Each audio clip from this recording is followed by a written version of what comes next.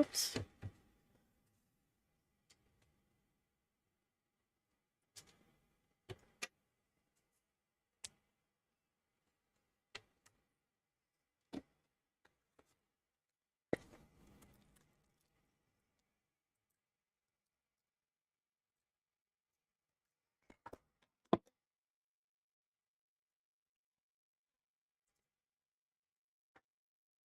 Hello everyone, it's Yogi here.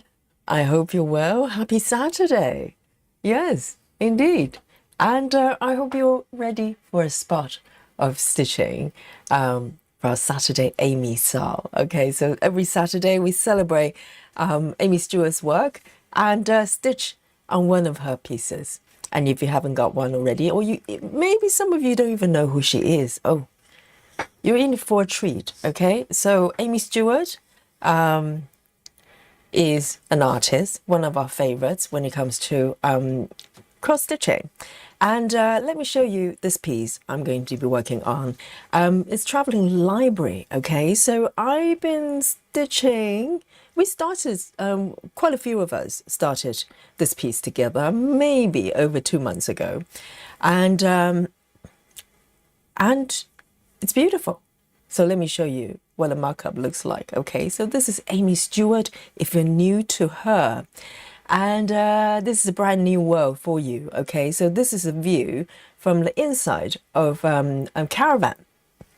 And it's absolutely beautiful. This is no ordinary caravan. This is a moving, well, it's a caravan, so it's moving, but it's a caravan and it's a library as well. Look at all the books and all the goodies in this room. It's absolutely gorgeous. It's a masterpiece. I know, you know, Aimee Stewart's got a lot of great pieces, but I definitely think, you know, if I have to pick top 5, you know, of her work, this would be one of them, definitely up there.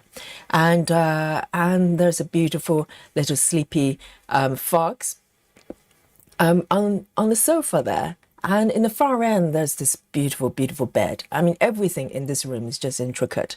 And this is the interior view of this piece. And so this piece actually come in 3. There's a trio, kind of two other companion pieces.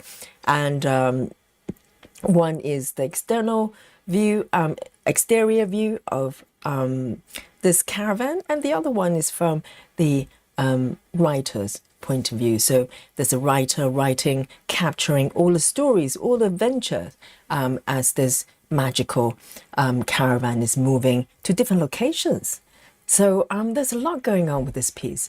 And so let me just show you my app here. Oh, very professional. I have not set up my app view. Let me just quickly do that. Dear, oh dear. Here we go. Let me see if I can capture this. Yes, I've got it. I've got it. Right here. So I want to show you my app view. Okay, so I'm using Saga. And majority of you who've been following the channel probably are somewhat familiar with the app by now, even if you don't use it yourself. So it's got certain features that's really handy. So this is where I am. Okay, this piece, you probably notice, it's a portrait view. It's quite long and it's massive. So the version I'm stitching is a regular size.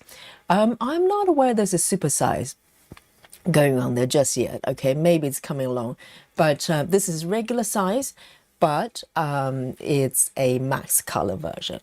So some of you I know are working on a regular color version as well, but I think this piece is really worth it doing max colors. I know it's maybe a little bit scary for some of you. So I decided to start from the top and center and working vertically down and pick interesting locations to stitch. And this is what I've got here. So I stitch the top a little bit, moving down and going long distance cross country, probably much longer distance than what I used to, and also with other pieces as well. So there are other pieces that I do cross country, but I stay within maybe 2-3 blocks distance. But this one this is a, really adventurous page. This is a magic caravan traveling to magical lands. So I want to stitch the same way. So this is where I am. I found a lot of interesting goodies to stitch along the way. And if you remember last week, I focused on this little flower here. So because from this point downwards, there are a lot of interesting objects to stitch, and I'm really, really keen to move toward this direction. So let me show you where I am right now. Okay, I'm gonna turn on the markup so you know what I'm talking about. So let me zoom out a little bit just so you can orient where I am on the fabric. So I went from the arch there, that shape, moving down to the right side, and there are a few very interesting objects here. I think last time some of you said maybe this is some sort of a pulley thing for the curtain. It could be, or I don't think they're part of the wall, I don't think, but whatever it is, I want to stitch it. I want to stitch these little ornaments hanging there. So this is where I'm going to focus on today. Okay. And this piece is just full of surprises wherever you go. And so wherever you turn, you'll probably find something interesting to stitch. I want to show you the numbers as well. We like a little bit of numbers here. So in terms of progress, I'm still under 2%, okay? But then again, this is quite a large piece and quite intricate to stitch. So at the moment, I'm on 1.88%. I'm not mad at all. And if you look down, the number of colors for this piece, this is max color, so you could go up to 240. But this piece is one color short, is 239. So no problem there. And I am going to start a new sprint, okay? So this is a counter. It's going to capture every stitch I'm going to make today. So far, I've been, in the last few sessions, when I do cross-country, I've been relatively fast. I don't want to say the F word, okay? But I seem to be a little bit faster. But it really depending on how confetti it is. So let's see what is going to happen today. Hopefully not too bad. I'm just looking at the chart here. And yeah, I'm going to just enjoy it. So guys, welcome, and particularly those of you, the members, we had a session, a black work session full of adventure this afternoon before this stream. And yeah, there are a few instances. Okay, but it was great fun. I can't believe 3 hours just disappear like that. I felt like I just started. And lo and behold. So, yeah, so we're going to do more with members. And if you'd like to join us on a venture, you're welcome to join the channel membership. We're going to do more members session. And we just, try out different things together, things that's different from our day-to-day and full coverage stitching. So this will not change. We come back here and enjoy a session and a chat together. Okay, let me have a look at the chat. Who have I got here with me today? We have Sarah. Hello, hello. Sarah was there with the black work as well. Did I say black stitch? It's black work. It's brand new to me. It's a new adventure to me. And Sarah says, just a reminder, nothing about you is a mistake. Absolutely not. We're here for a reason, and we're made the way we are for a reason. Absolutely, I agree with you, Sarah. As usual, golden nugget of wisdom there. Thank you, Sarah. And we have Rajal as well. Hello, hello. Great to see you, Rajal. And Lizzie as well. Hello. And how good to have you. And happy Saturday. And also Rachel as well, well done. And Rachel says, I'll be lurking during the session. You can lurk, you can lurk. And sometimes, it's nice to just listen and focus on your stitching. And sometimes you feel like chatting, right? And every day is a new day. And Michelle as well, hello, hello. And I hope you enjoy the black work as well. Michelle was stitching the same piece as me, but I'm sure Michelle is way ahead with no incident, unlike me. And Solar Wind as well. Solar Winds is here. And Fibonacci. And says, good afternoon. Great to see you. And Chrissy as well. Hello, hello. And who else have we got here? Let's have a look. And Clara, hello, welcome back. And Nikki as well. How good to see Nikki. I haven't seen Nikki for a little bit. So very, very happy to see you during our members stream as well. And also Suzanne is back with us.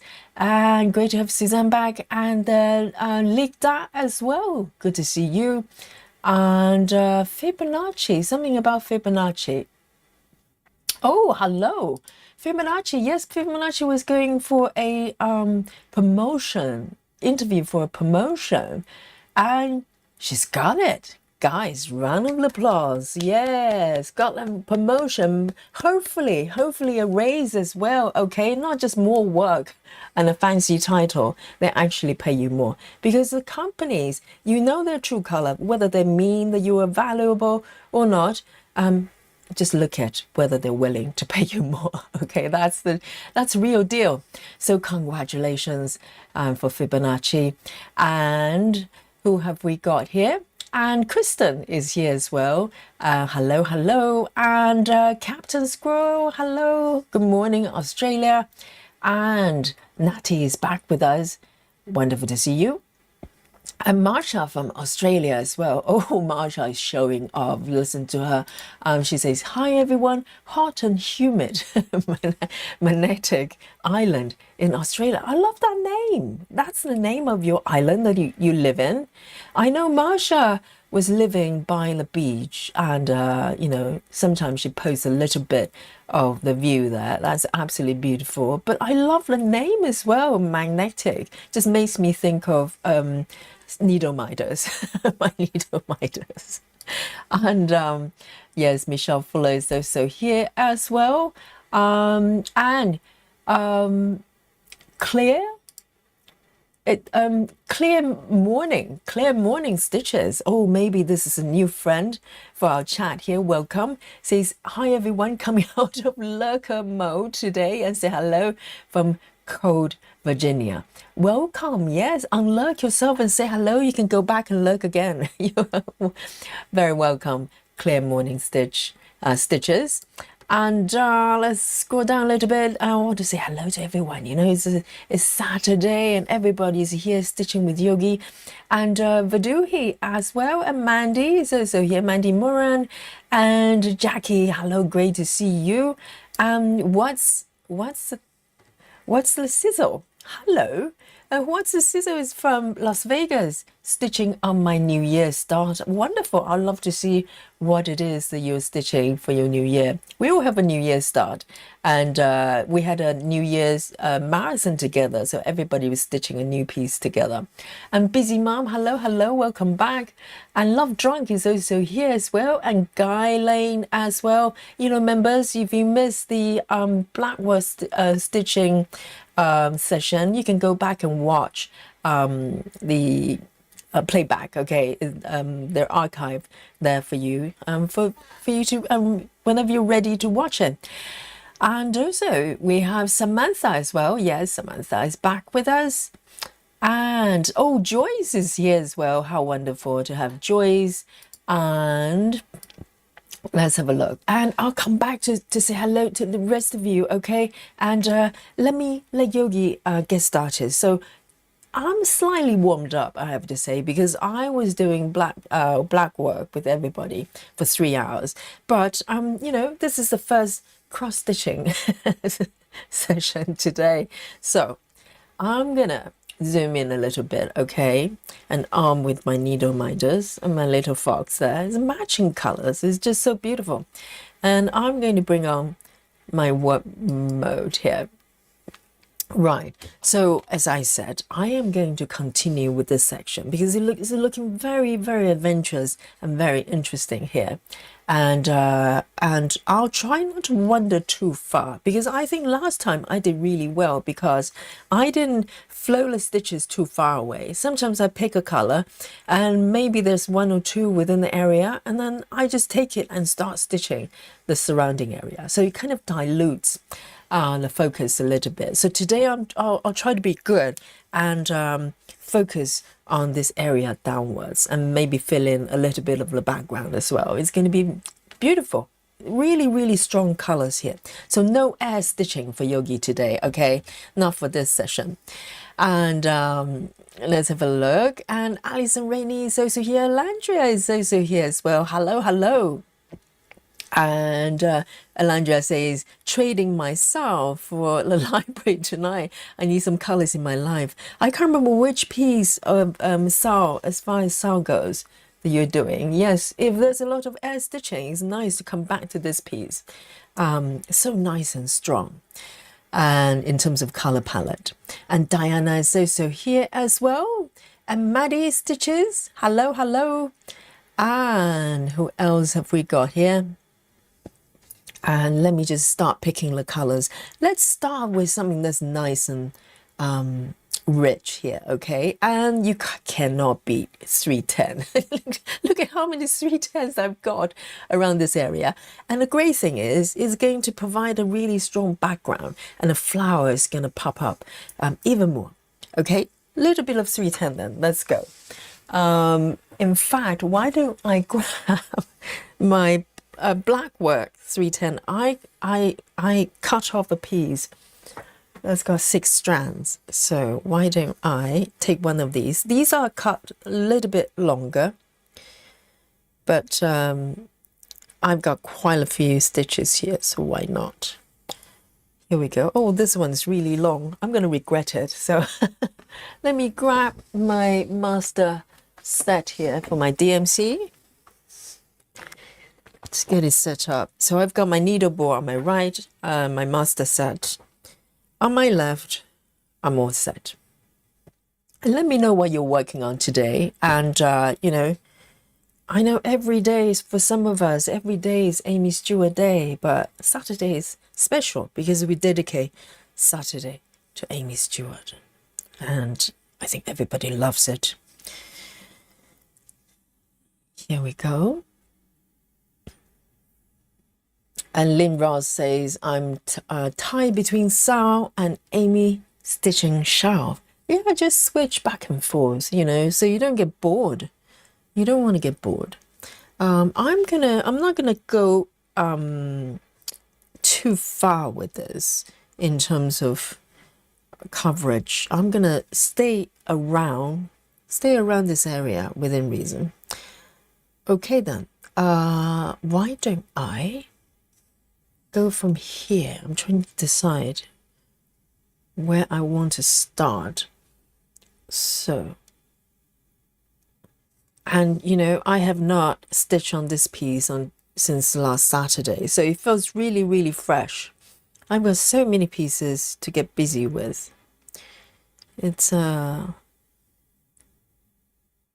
challenging to know which one to work with every day. It's a nice luxury, isn't it? Instead of, I don't know what I want to work with, it's like, I wish I could work with all of them, kind of work on all of them, but it's not always possible, is it? So here we go. 310. So I expect a lot of spooky bingo, you know what? When it comes to 310 and this piece, if you're working on this piece, you'll probably spooky bingo. Oh, there you go. I was just about to say. And Samantha says, I'm still working on my black work. Is that cheating? No, it's not cheating. Samantha says, I'm still doing working on black work, so spooky bingo for me. Absolutely. If you're still working on black work, it's definitely spooky bingo. And Michelle as well. There you go. That's so funny. Yes. Oh, we have another lurker on Lurk herself. Have a look at this. Sam Louis World says, hello, I've been lurking too, learning a lot of new terms from you. Nice to relax to your stitching. Absolutely, join us. You know, we do have some, you know, our own lingo going on there, but it won't take long for you to pick up. They all make sense and they're all very, very fun. Let me just come down here. Why don't I go a little bit further? And it's quite nice to switch back and, you know, sort of different styles of stitching. So everything feels fresh. And by the way, I'm working on 28 count, okay? And this is ungraded fabric. And I know I say every time, I just love this fabric. It's very see-through. You can literally see my fingers underneath, right? It's very, very light. And the holes are really open. So it's lovely to stitch. Very, very light.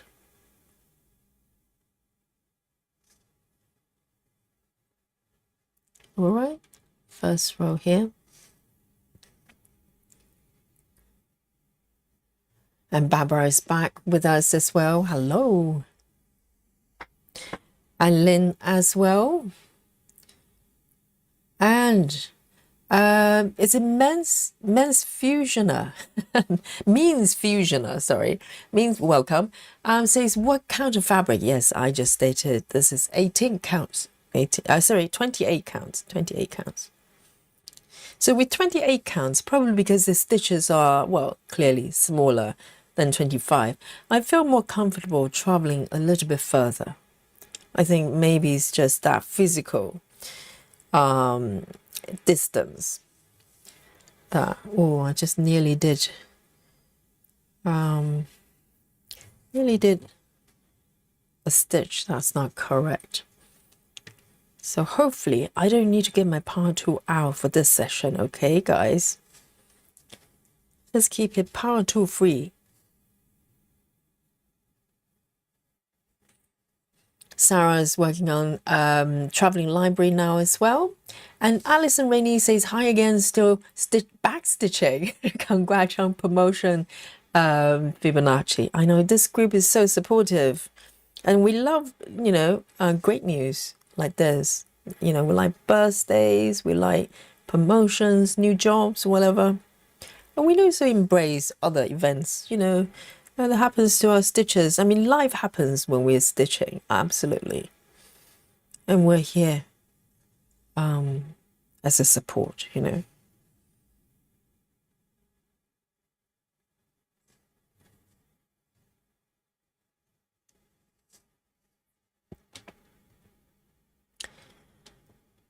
Let's have a look.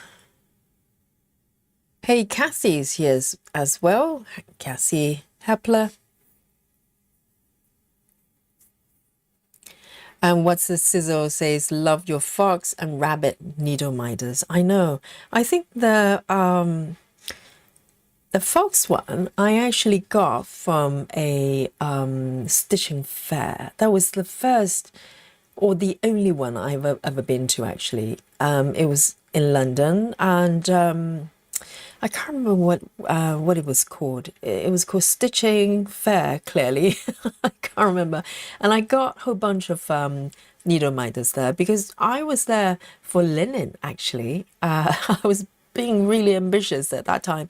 I wanted to find linen. And I went to the fair thinking that I was going to find a lot of vendors selling the linen I wanted for cross stitching, and lo and behold, there was a lot of linen, but those vendors, they just didn't seem like they were familiar with cross stitching at all, because I was asking them what fabric count that is and stitch count that is, and they looked at me like I had 3 heads.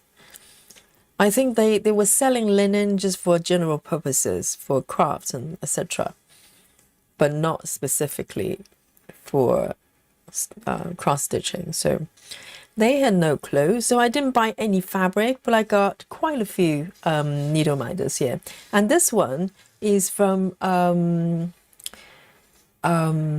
what is it? Caterpillar.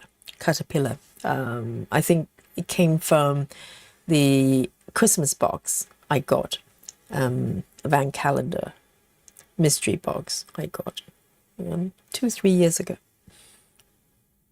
and they're really well made, really well made. I love it.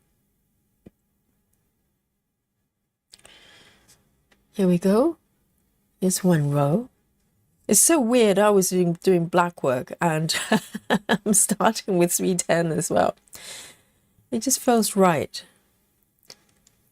And these stitches are going to give the flower a very, very strong definition around the side there.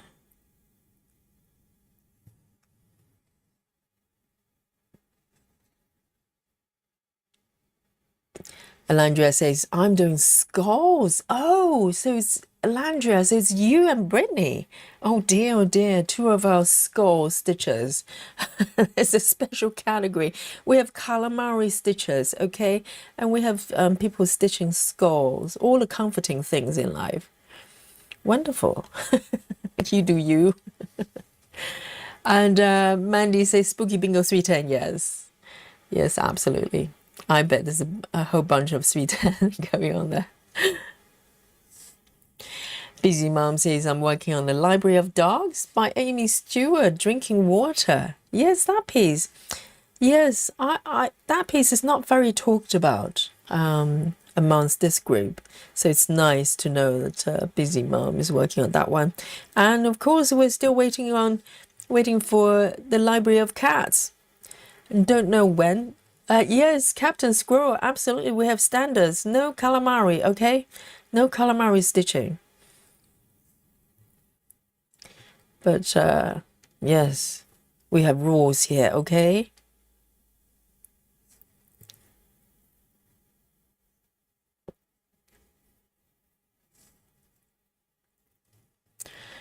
What's the sizzle? Says friend, I bought a new cone of 310 and gave me her old one. I wrote 3 bobbins from it, almost 25 yards. She was so happy though, she hadn't given anything. I loved it. What's the sizzle? Okay, if you're talking about the C word, okay, the cone, okay, Nikki's gonna respond. I think it's just automatic. Basically, you say the word cones, and Nikki just go, what? Anybody say cones? Nikki's our cone stitcher, amongst other things. Yes. And they're different sizes, aren't they? They're now we're talking about cones. They're different sizes. There's smaller ones and they're larger ones. You know, we like large ones. I think Nikki likes large ones. And Joyce's Spooky Bingo 310 as well. Yes, it's like a group Spooky Bingo. Barbara is still on the black work as well. To be honest, I cannot believe 3 hours just flew by. I felt like I've just started it, and I was kind of just like I was started it, and I couldn't believe 3 hours just flew by. I could have been there for another 3 hours.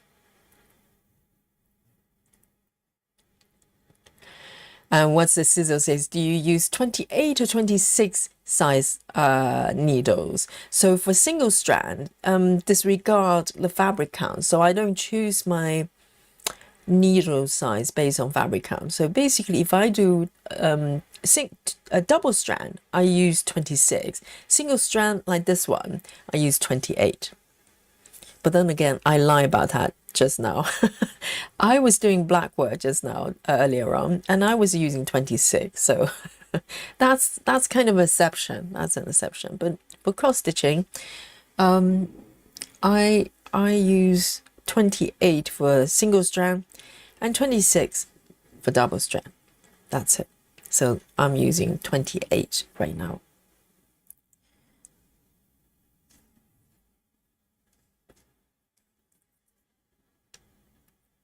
And I've got my coffee here. Oh, yes, nearly forgot. I've got,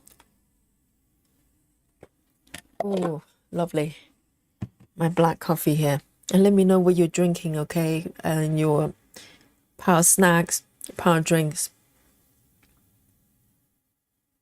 Hey, Grace Houston, hello. Welcome back. And Scrib says, good afternoon. Welcome back to you.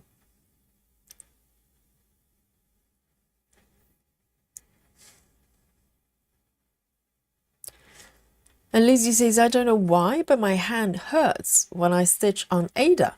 Maybe I need to use, too used to even with. Why would it be? Unless your fabric is really stiff. and really bulky, like those, like the one Joyce had that she turned into a boat, like origami boat. Unless it's like that, then it shouldn't hurt.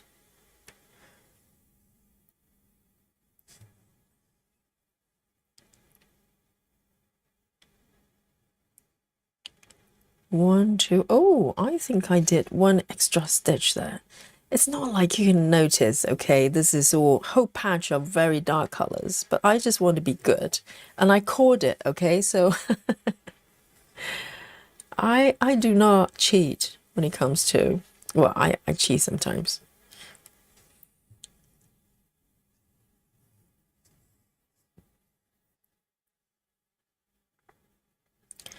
Grace Houston says, I just downloaded Goodreader to use for Blackwork. How did you do underlying? Do you mean the lines? Yes, there's a toolbar. So I with the Blackwork project, I use an app called Goodreader. I think it's iOS only, and so basically, it's a PDF reader with a lot of features. You can do annotations and markings, etc., and draw lines, etc. So a highlighter, you need to press and hold. It would bring up the toolbar, and you can lock the toolbar on the screen. There's a little pin there. You could do that if you want to access it, quickly. And from the toolbar, there's a free hand drawing there. Grace, if you don't mind waiting for a couple moments, I can bring up the app view for you in a bit, okay? So I can show you exactly what you need to do. And it's pretty handy because for Blackwork charts like that, you just need a simple kind of marking mechanism. And Goodreader is pretty good at that, and it's free to use. There's a pro version. I can't remember if I've got the pro version. I might have the pro version, but all the features that I've used at this point is free. So it's a really good app to download if you're on iOS. Just let me do a few stitches there and I can show you the app view, okay? Grace. Rochelle says, just switch from my avocado work to traveling library. Yes, Rochelle is doing Blackwork, but in avocado color. So, if you follow the convention, if you're working gold threads, gold work, black thread, black work, and red threads, red work, avocado threads is avocado work. Okay, it sounds like a dish, but it's not. It's Rochelle's Rochelle's piece.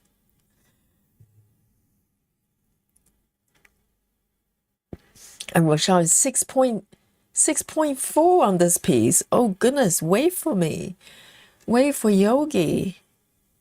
That's too fast. Too fast, Rochelle. Where am I? Am I correct with this? Yes, I am.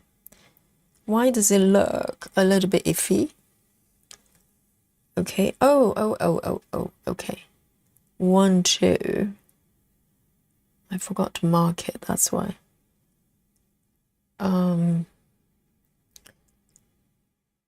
So I think I need to focus because I've misread the chart. And technically, this one is probably quite easy to fudge because this area is so quite dark, the whole area. So, but I want to be good. Hello, Anna. Anna says, hello, everybody. Have nice stitching. I'm happy to be back, feeling a bit better. Emotions roller coaster. Oh, I hope you're feeling much better, much better. means fusioner, says friends. I've never cross-stitched before and I wanted to try, but for me only 28 count is available. Are the holes too small? How hard is to see? Means fusioners. So I don't know whether you've done, so if you've never done cross-stitch before, I would say 28 is quite small, unless you do 1/2 stitches, right? Nikki says good reader is $5.99. Oh, do you have to pay? I thought that there's a free version. Isn't there a free version? Or at least when I downloaded it, it was free. And I think later on I may have upgraded to Pro, but I can't remember which version is for the free version. Maybe they changed it. Maybe now you have to pay. Because this app has won quite a few different awards. It was quite good at that time, as far as being a PDF reader goes. So guys, do you have the advice for means fusioners? If you never stitched before, cross-stitching before, I think 28 may be a little bit small. Would you not think? I don't know, really depending on individuals, I think. Because even a lot of full coverage, a lot of stitches, they've done a lot of full coverage, they will not go up to 28 because of the size of the stitches.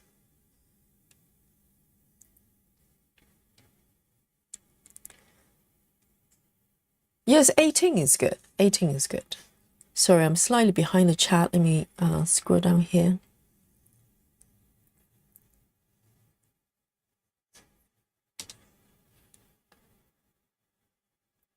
Oh, our turtle and squirrels finally reunited. Yes, it's a beautiful moment when that happens. Yes, beautiful. I just visualizing them just hugging each other, you know, and with really dramatic music in the background.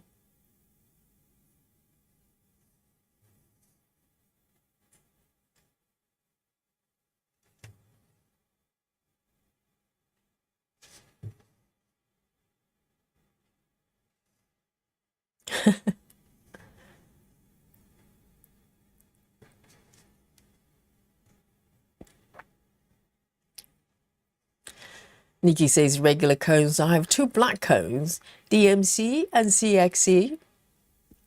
I'm confused on which one to use. Both of them at the same time. How's that?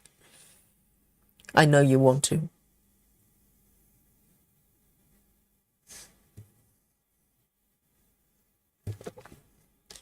Oh, this strand of 310 is really long. So I can just go around the flower. Yeah, I just wanted to give it a really bold definition here. Let me have a look.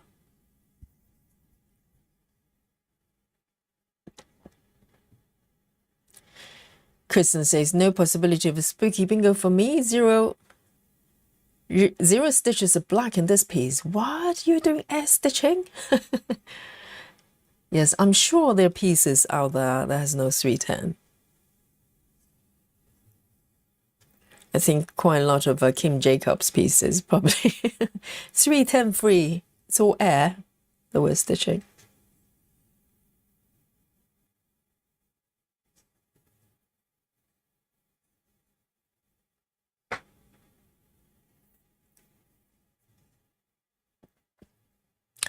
Oh, what's the sizzle says? Drink flavored carbonated water. My favorite flavor, Diet Pepsi. Oh, right. Yes, the big Diet Coke debate, isn't it? I'm more of a Diet Coke person. Pepsi just doesn't, I don't know, Pepsi doesn't taste right for me. It tastes very different. Well, I've been trying to cut down my Diet Coke consumption. I used to, in the summer, sometimes I'll have one a day, okay? But recently, I've been trying to cut down. So I don't take in too much of the sweetener. Michelle Fuller says, working on traveling library, drinking hot tea, waiting on chocolate break. Yes, we will have a chocolate break. You know, we're so focused on the black work session. We didn't even stop to have chocolate. But we will for our SAL. We need chocolate break, don't we?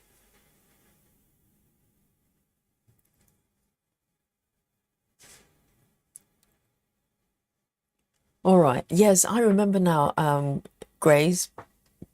I'm going to show you the app, okay? Let me bring on my good reader so I can show you what it looks like on my screen anyway. So let me bring on the full view, okay? So Grace, or anybody who's interested in, who want to download Good Reader. And so it's a iOS app. And with this one, okay, so I'm going to just bring on this dock here. So can you see on the right side, I have the toolbar pinned. So if I tap the cross, because I've got it permanently on the right side, but I can release it just by tapping, it's gone. So if you come to this view and wonder how you bring on the toolbar, you just hold and press. You press and hold for a few seconds. And can you see that? So what it is, you can bring on, I think this is a quick way of bringing on the toolbar, but you can also bring on the full view, the main view. And let me have a look. How do you bring on the toolbar? I should know. Okay, so you need to decide whether you add the layers on top. Let me see. How do I bring on the toolbar then? I'm supposed to be doing demo. I think it's, oh yes, you just tap quickly. No, you don't have to press and hold. I'm wrong. Press and hold is when you want to bring on that horizontal menu bar. You just tap the screen. This will slide open on the right side, and you can press the pin icon. It will lock the toolbar on the right side. Normally that's what I do. And if you look at the toolbar, go to the bottom one where it's a squiggle, right? You tap on that, and what it is, it brings on the settings there. So you can select the color. Okay, so this is a freehand tool, and you can you see it? Let me see. I can't bring that one down. Okay, so if you look at the top, let me see if I can do this without breaking my settings there. But there's a tool on top. You can change the settings for the color and the thickness of the line as well. So it really depends on how thick you want your line is. And also you can choose opacity as well. You can choose from 25% to 100%. So normally I go between about 50 to 75, so I can still see what's underneath. So once that's done, you can just, so what I did with our session, Grace, you probably saw, I basically just use my finger. Let's say if I want to do this square, right? I just draw a line. It's too thin, this one, so I want to make it a little bit thicker. Let me go for 2. So sometimes they ask you whether you want to create a new copy or not. So I can just draw along this line. Can you see that happening? And you can change color as well. I can change it to pink. Okay, so if I change to pink, and I can just draw over, and I can still see what's underneath. And then you can use this for marking like this. Make sense? So it's very intuitive. You just need to adjust the thickness and opacity of the lines there, and you can just draw as you go. The only thing is though, while you're drawing there, because it's not a marking tool, right? So it's expecting you to save it. So I only do that from time to time. You can undo it as well. So you can just play with the settings there to see how it goes. So you can mark as I go, because it was suggested by the chat there, because I was losing, I was losing the position in terms of where I was on the pattern there. So okay, makes sense, and you can save it afterwards, and it's there for you. All right. So I hope that helps. Let me switch back.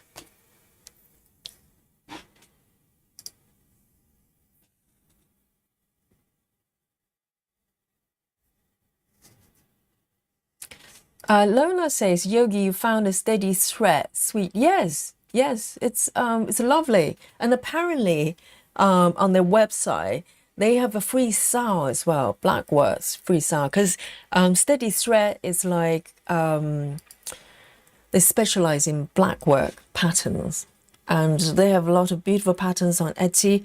But I have not visited their website. Apparently, they have a free SAL pattern as well. So I'm going to have a look.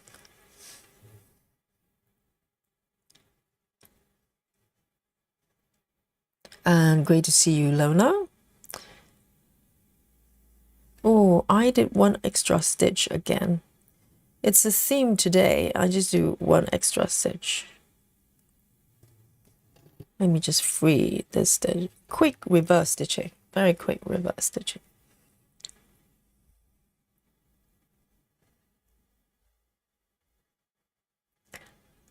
Yes, I'm sure there are other apps on different platforms that do very similar things, but I think Goodreader is the best one to get on iOS.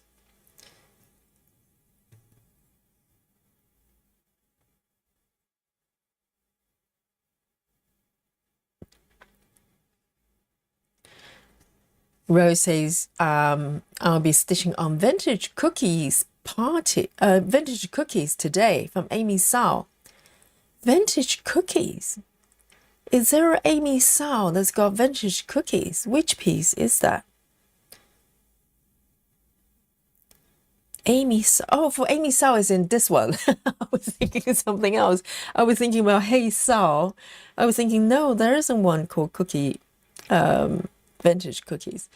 So Aimee's got many cookie themed pieces. There's Cookie Party. I think there's a really popular piece recently. Everybody's doing what is it called? Cookie Party. Is that the same one, Rose, or is it a different one? There's a vintage one you're doing. I'd love to see which one that is.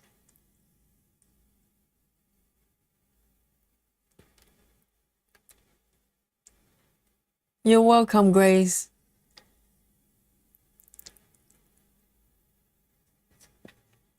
Yes, Lona, the session, the Blackwork session is archived, so you can watch it anytime. Yes, we're going to do more, okay? So you can definitely join us next time.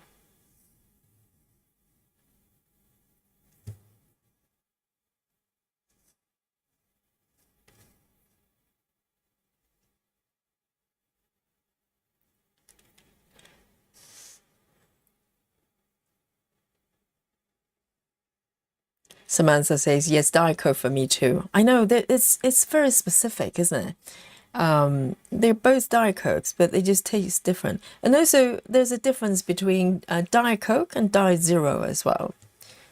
Because I gave Diet Zero a try as well. I still prefer Diet Coke.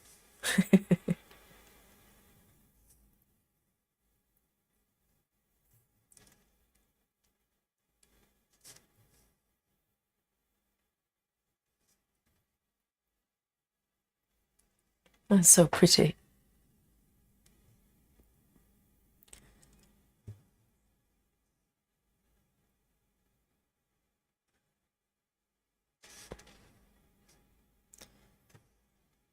So this long strand of 310 is still going.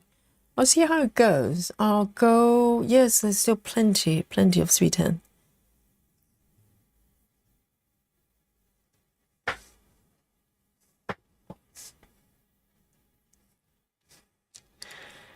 Chelsea says, I've just got to the other end of my black work border, and it lines up perfectly. Yes, Chelsea's got her own design going there.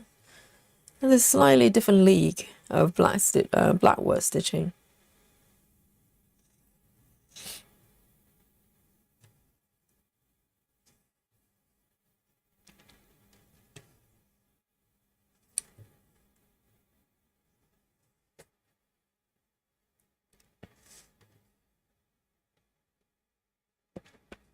Here we go.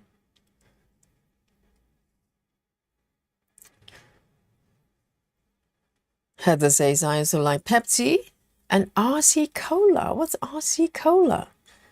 We used to drink RC Cola when I was a kid. What is RC Cola?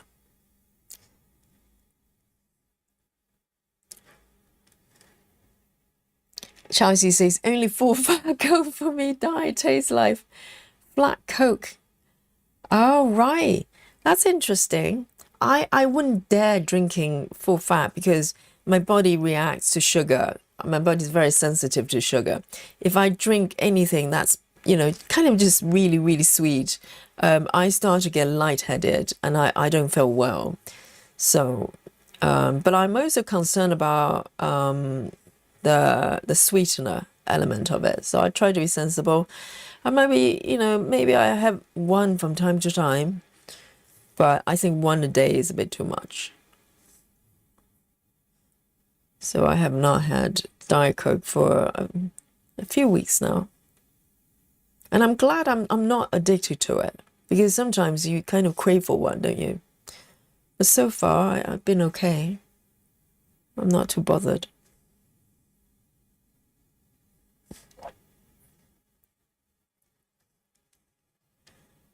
Suzanne says, I was so irritated last night. I ordered a kebab and a drink. They sent me a Vimto with sweetener in it. What's a Vimto? Is that some sort of soft drink? Is it really terrible tasting thing? Oh, a kebab, eh?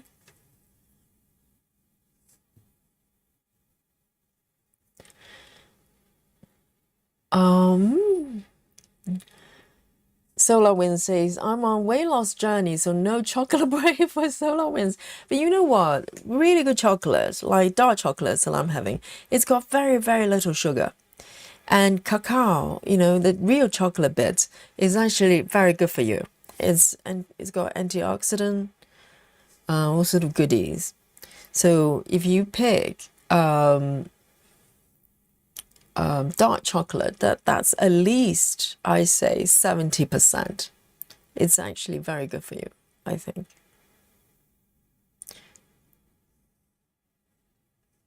Because for some reason, the higher the chocolate percentage is, the less sugar they add. So if you go up to 100%, it's literally sugar-free.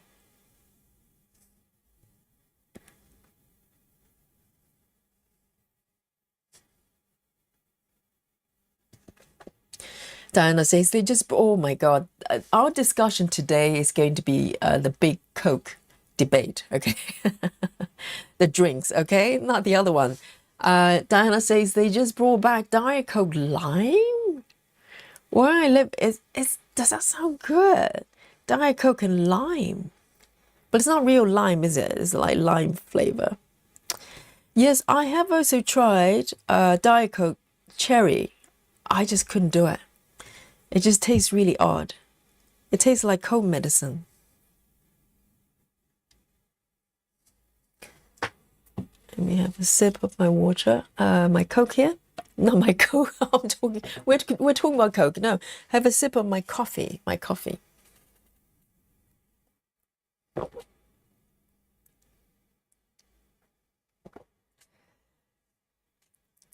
Joy says, I'm not going to do any black work in the near future, but I did like doing the weekly small pieces on the peppermint purple SAL. Yes, they're kind of a little block of something. But then again, quite a lot of black work patterns are divided in grid. Like the one I'm stitching is literally 100 little tiny boxes, and you can do, you know, one a week.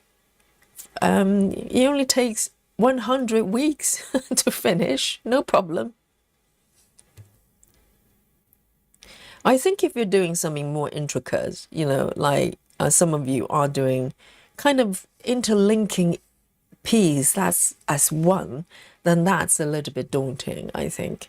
But if you do ones like mine, it literally just little blocks. You can do one grid every few days. It's quite fun. I can't wait to go back and work on it, to be honest. I feel like we just got started.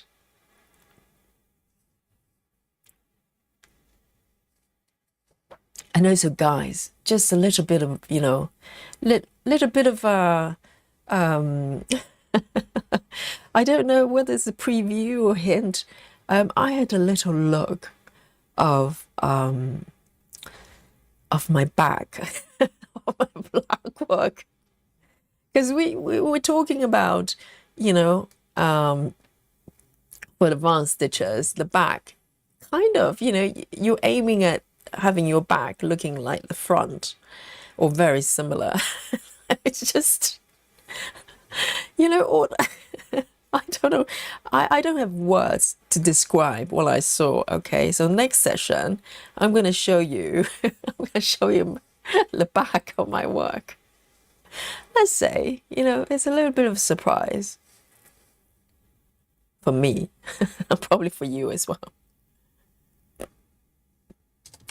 Rose Jackson says, "Can you show a picture of the good reader icon?"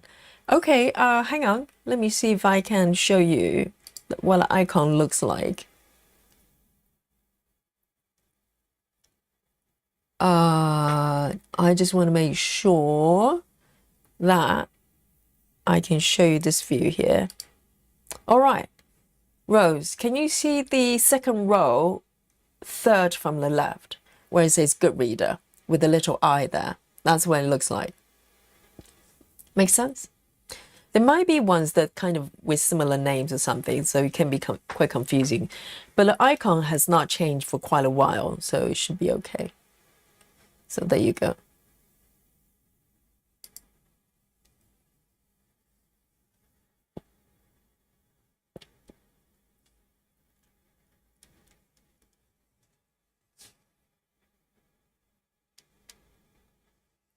Okay, 1, 2, 3, 4.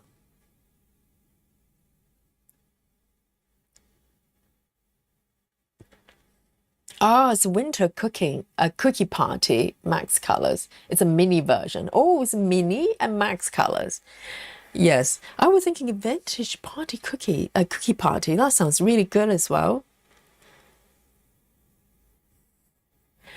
Kristen says, how long did it take for your non-dominant hand to get used to two-hand stitching? I just got a Lari, and that's the hardest part. Very good question. I'm trying to recall, actually, and guys, you can chime in as well to share your experience. Yes, I only learned two-hand stitching when I started stitching this type of pattern, because prior to that I was doing, you know, stitching kids. That's quite simple, and I don't think I even had a stand properly. I just I used a hoop. I use hoops, but not stands at that point, because I didn't think it was necessary. And but when it comes to this kind of stitching, it's a lot more involved, right? So so I learned two-hand stitching then.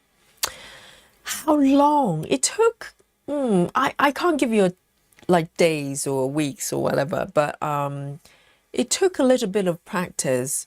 So I'm right-handed, so my right hand is underneath, pull a needle down, left hand on top, because you want the dominant hand to do the more challenging part, which is working from the back. So I think if you're left-handed, you probably do the other way. Okay, so because the left hand, it's easier to work with, where you can see, and the right hand needs to be, you know, do a little bit more work. So yeah, I don't know how long, but it took a little while. It's a gradual process, and maybe a couple weeks, something like that. Lona says, Yogi, I started Aimee Stewart's exclusive piece, and I'm happy to report it's going slowly, slow and steady. Good, good, Lona. Your goal to this year is to be 50% slower, okay? And watch Yogi and learn, okay? You can slow down. You might not think it's possible to do 60 stitches in 3 hours, but Yogi is telling you you can, okay? Believe in yourself, Lona. You can slow way down.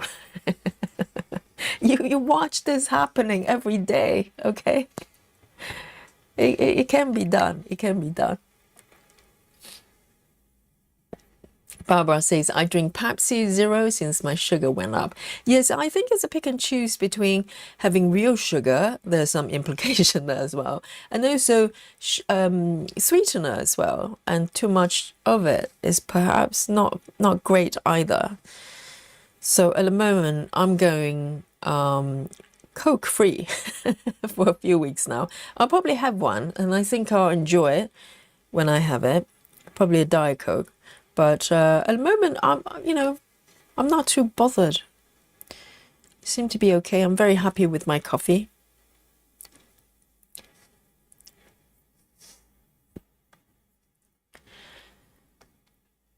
And Suzanne is explaining explaining what is Vinto. Vinto is a fruity soft drink. It's from the UK, is it? Actually, it's from the UK actually, and it's like black currant and other fruits. I really like it, but can't drink sweetener. Right. So there's a sugar, the full fat version, and there's a fat-free version. So Vimto, I have to say, other than Diet Coke, I don't really drink any soft drinks, so I'm not well versed in the soft drink arena. So it's a black currant, is it?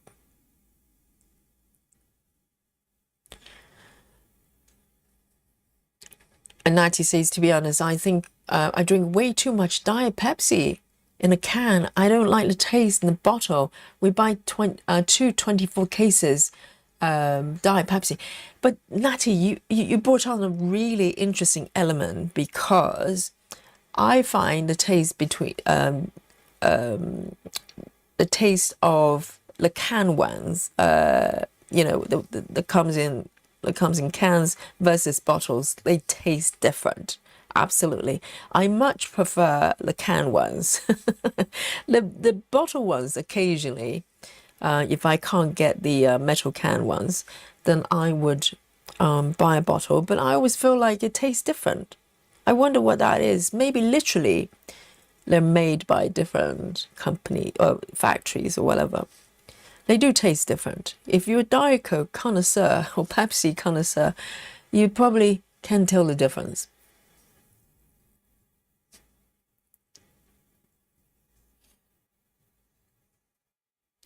SolarWinds says regarding the dark chocolate, she says, I had 80% cacao chocolate bar when shopping in the local central market.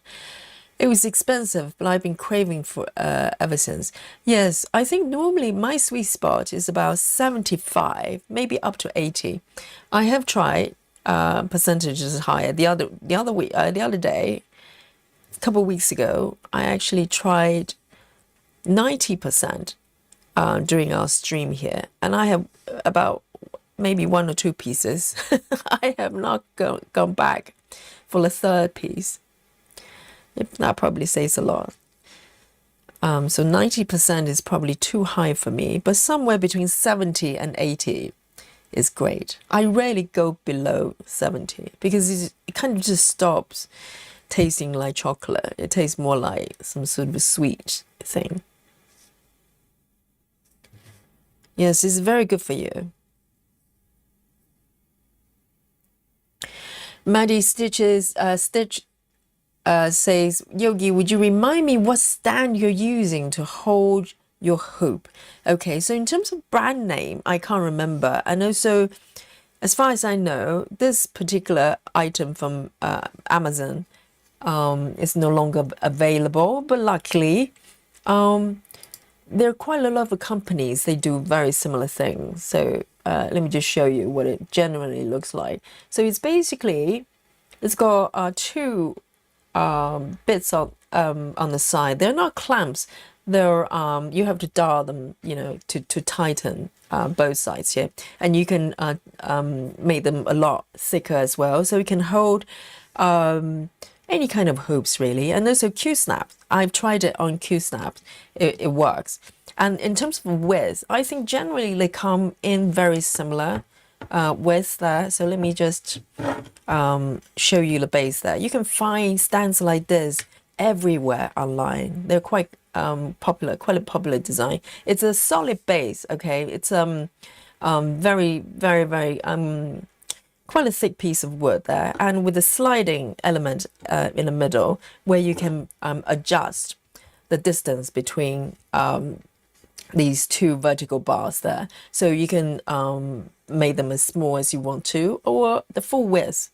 And there may be different widths of different models available, but other than that, they're all made in a very similar way. So Maddie, if you just go on Google and type in desktop embroidery stand, something like this one will come up. And there are many different makes that you can pick from. And you can probably find it on Amazon as well. So, and I find it, you know, also one thing is it's not very pricey. They're quite reasonably priced, and they're also very sturdy as well. This one I actually managed to break twice where the dials are, and I just fixed them with a bit of super glue, and they kind of now is behaving quite well, at least for now. So just look up desktop embroidery stand.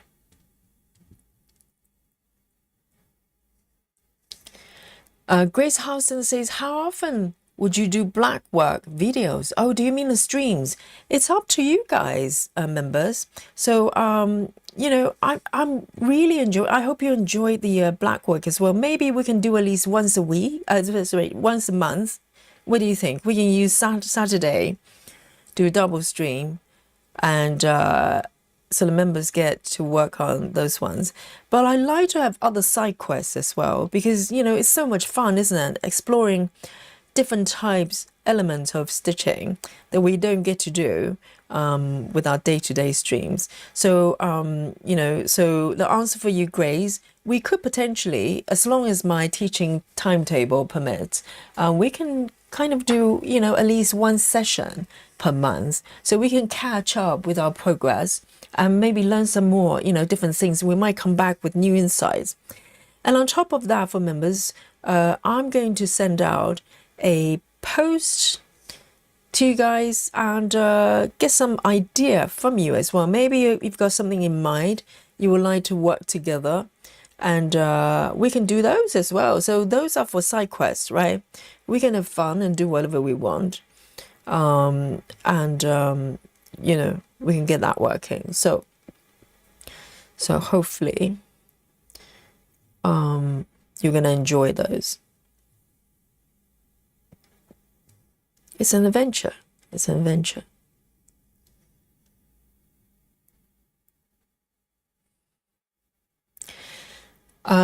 Suzanne is referring to the two-hand stitching. Suzanne says two hands to change work really well for me right away. I would suggest, if you feel like it's uncomfortable the way you're doing it, switch your hands to the opposite. I stitch to your hands. I stitch opposite of how Yogi stitches. And Suzanne, are you left-handed or right-handed? That's very interesting, because my right hand is underneath, because you know, under the fabric, because I can't see my hand, so I need my dominant hand there. It kind of works better. But Suzanne, it would be interesting if Suzanne is right-handed, but she's working the opposite side. Yes, just pick the one that works. It doesn't matter which side. And don't give up too quickly. You know, in the beginning, it's going to feel quite odd because I used to just use one hand, pull it up, go under the hoop, pull it down, and then so on and so forth. You'll probably find that if you have issues with your hands being sore or any kind of repetitive injury, it's going to improve when you do two hand stitching. Is because your the movement is because with one hand stitching you're essentially working one hand, and it's just more sort of, you know, more work for that, whichever hand that is that you're doing. So you kind of spread out, you know, the work to both hands. Samantha says, I'm right-handed and I keep my right hand on top, left in the back. That's what Suzanne is saying, probably. That's really interesting. I suppose there's probably no rules. Whichever side that works, right?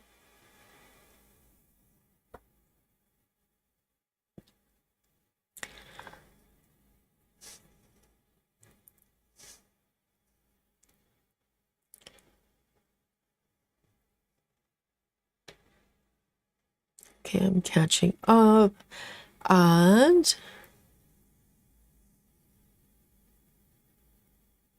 oh, Sola says, thank you for showing us your stand. You just answered my question about fabric management. Yes, that's another question. Quite a lot of stitchers ask as well how you manage extra fabric. So my favorite one is, if I could get away with it, I wrap all the extra fabric around the hoop, because this one is quite a large hoop. It's not always possible to do it if I was using a small hoop. And so yes, normally if I can, I just wrap and clip the fabric around the hoop, so everything's there, nothing's dangling. But if there's extra bits that's too long, then I pop the remaining bits in a bag, kind of like a drawstring fabric bag, or some people I know use pillowcases if it's really, you know, really quite a lot of fabric. But I prefer drawstring bag of some sort, and it just keeps everything nice and tidy there. Let me just remove this one. Just keep it in place. And hair clips like this is godsend, isn't it? I know probably most of you are using them. Just clip. Use the clips to hold the fabric together. And to be honest, you know, I'm not looking for a permanent position for the fabric to be around, because when I remove my hoops off the stand, I just remove the clips, and next time I'm going to rearrange it again. So I'm not looking for a permanent position, and it makes things a little bit easier because, you know, you're going to readjust anyway. So all right, I'm going to run out of 310 in a bit. Finally, it's a very long strand. I use the strand from my black work, which is much longer. So I'm going to end this thread here with a pin.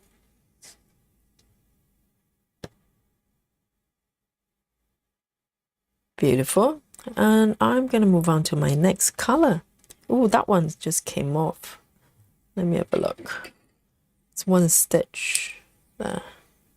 Just popped off. Don't know what's going on with this one.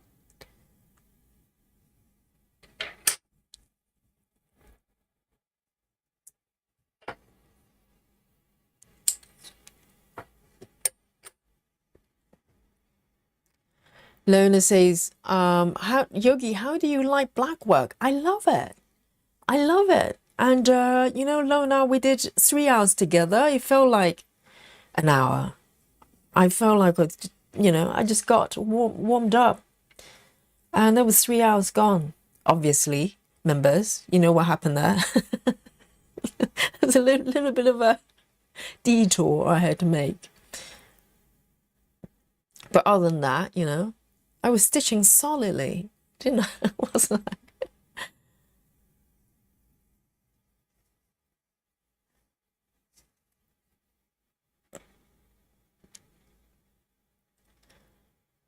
And okay, let me pick my next color there. I want to if I can, kind of follow the order so I don't leave too many of these little ninja stitches behind. I'm gonna just, as I work forward, I want to start to fill them up as I go. So sometimes I just leave them dangling there and forever. Right. So this one is 814, guys. Do we have spooky bingo? 814. A14.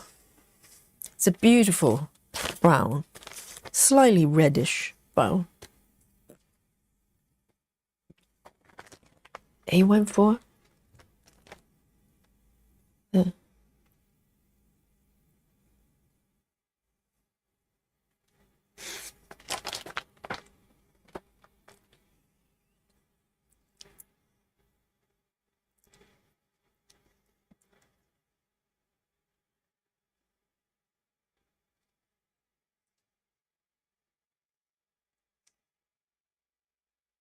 Lona says, Yogi, however, if I'm near the left side, I switch and bring my left hand on top.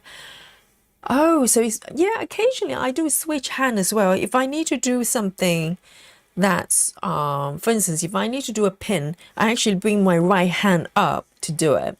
If I need to, for instance, to end my thread for a pin, I use my right hand actually.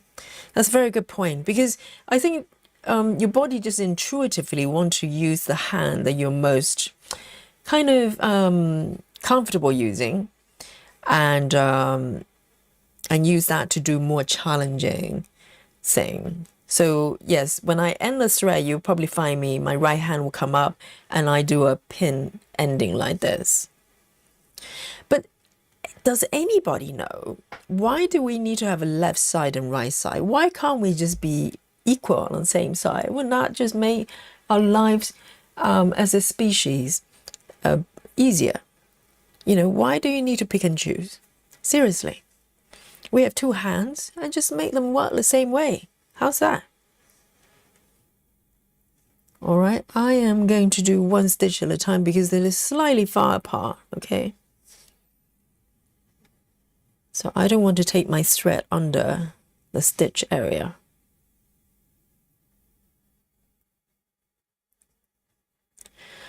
Suzanne says, I wrap my fabric around my hoop like you do. So it takes all my fabric, I don't know what that word is, to the top. If it's not too long, I just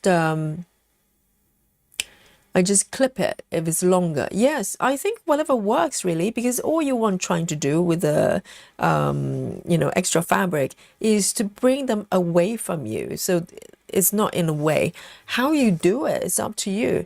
So partially you want to protect the fabric so it doesn't get dirty or whatever, get damaged. But at the same time, all you're trying to do is really just to keep them away from you so you can work freely, and that's it. So be creative. And I think hair clips is a very good thing to use. Chelsea says change project, but it's still on 310.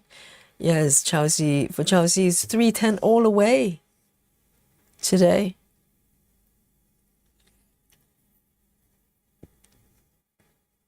Oh, Lona can use both. That is, did you have to train yourself to do that? Or something that you can just naturally do? Because some people can train themselves to do that. I never tried to do it. I suppose it's probably possible. But I'm just thinking, as you know, as a race, why can't we just do both? You know, we have both hands. 1, 2, 3, 4. 1, 2, 3, 4, 5.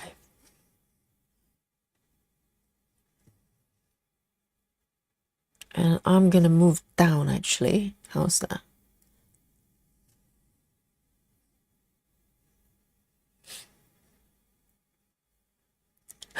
Chelsea says, we even have dominant nostrils.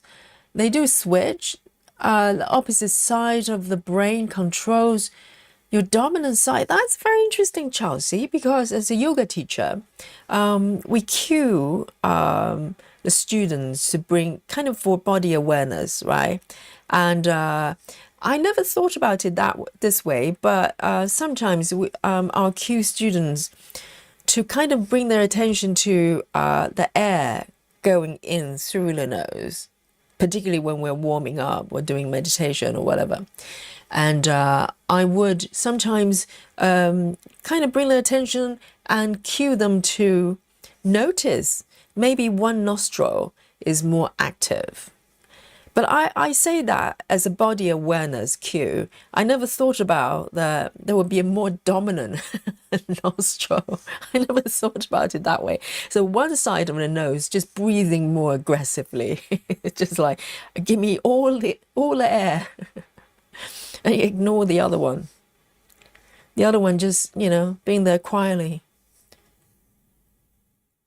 That's very interesting.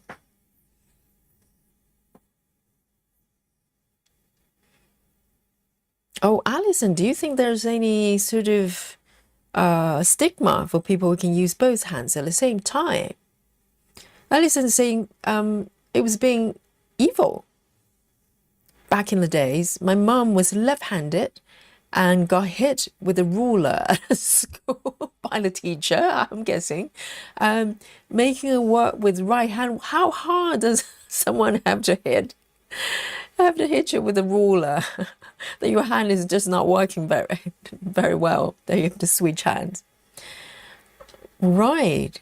So, and that was a permanent damage that your mom had to permanently switch side to work. Well, that sounds like a lawsuit for me. Yes. No win, no pay. And no win, no pay. Or no win, no fee. I can't remember. Those lawsuits.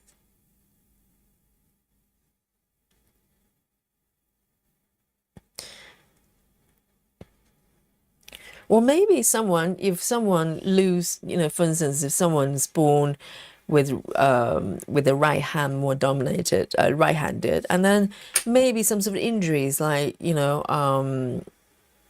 like Alison just described there, or maybe losing the arm, right? Then you have to train the other arm to do what the original arm does. So yes, I suppose you can train it to do it. A14.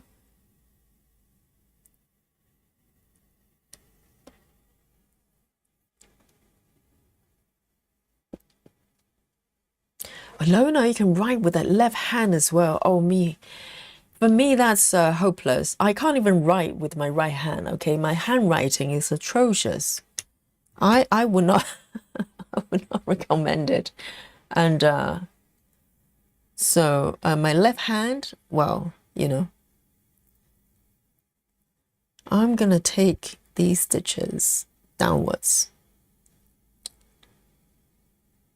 This is looking really good.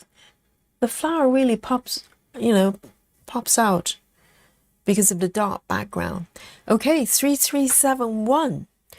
3371.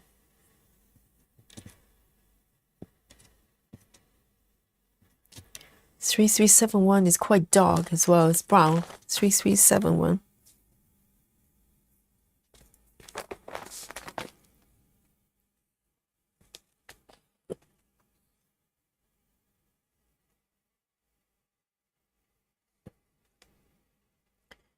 It looks almost like 310, but it's not. It's brown.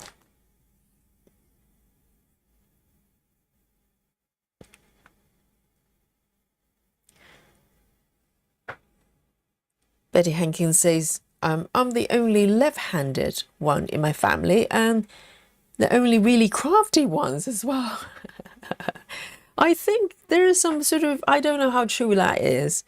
Quite a lot of really clever people in the history, they're left-handed.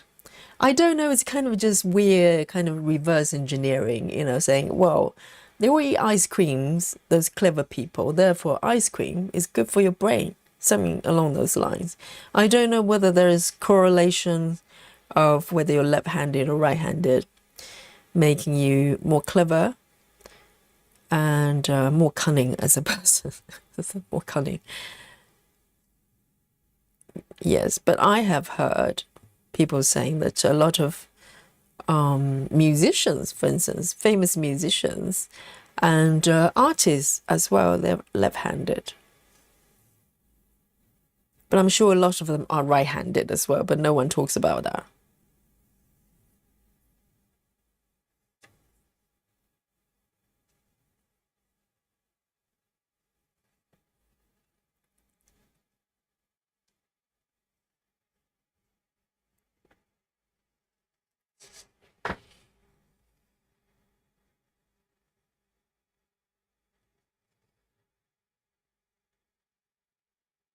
Hey, Janine, hello, welcome.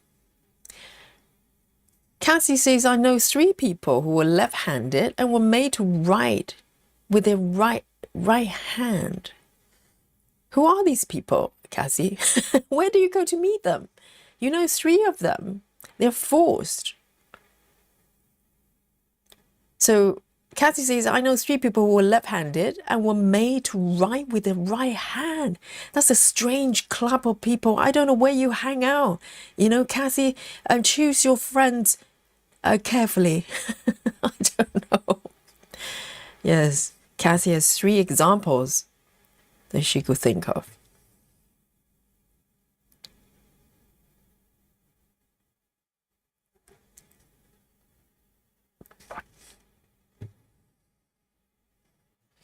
Oh, Lonas, your mum actually got hit by a teacher. I was thinking, you know, who in the world will hit someone with a ruler other than the teacher? Seriously. Yes, that's definitely a lawsuit nowadays. The teacher would definitely be cancelled.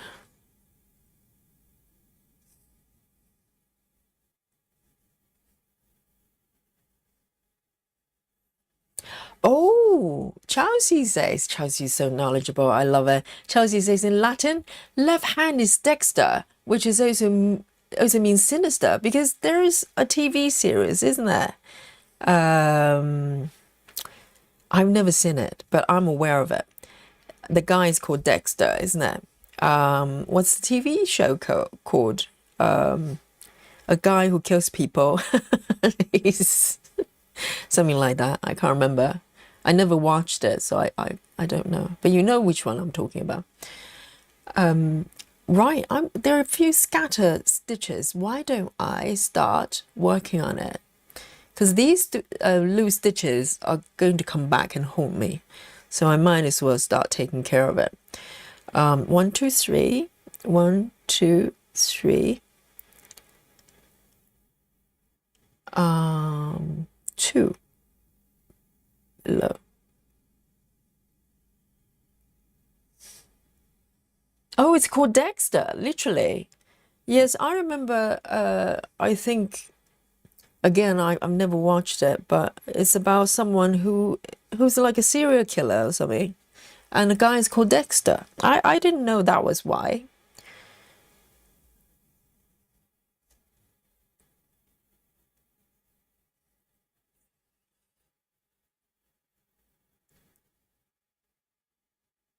Sarah says, I can write with both hands at the same time.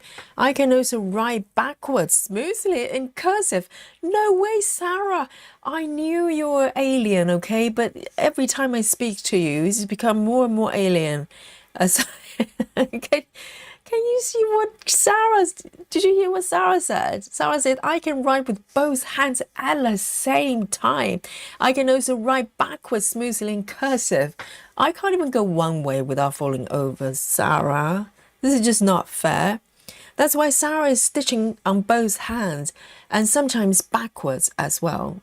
That's why she's so fast and she can stitch for a long time, because if she stitch with one hand and she gets tired, she just switches to the other side, and so on and so forth. And sometimes she stitch backwards, and forwards. It's so frightening. Sarah.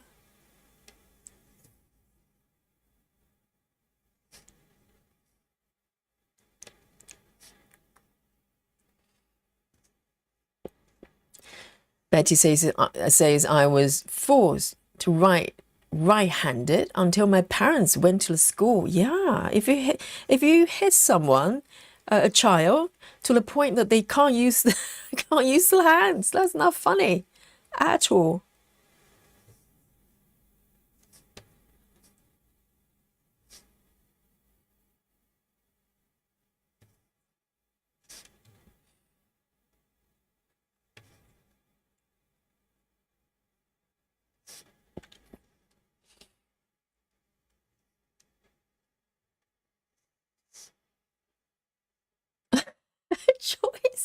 Joyce says both my nostrils are blocked.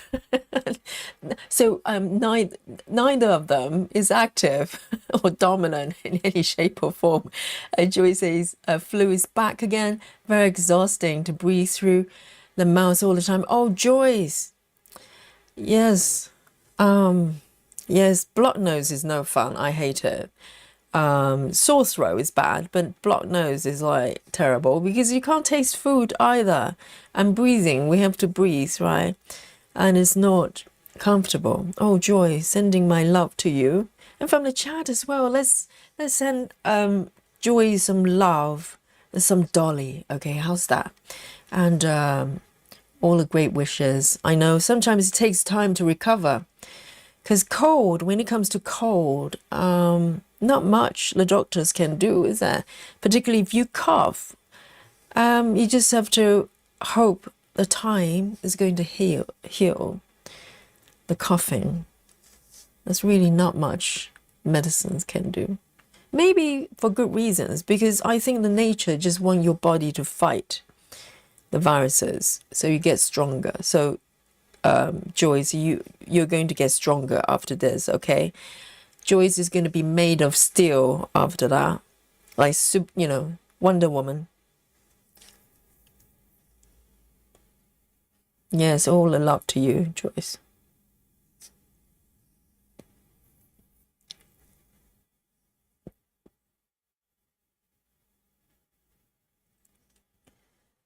Lona says, I've used my left hand for everything when I had shoulder surgery on the right arm. Yes, I think that's probably when people have to kind of start to learn how to use a different hand, because a lot of times it could be injuries and stuff like that.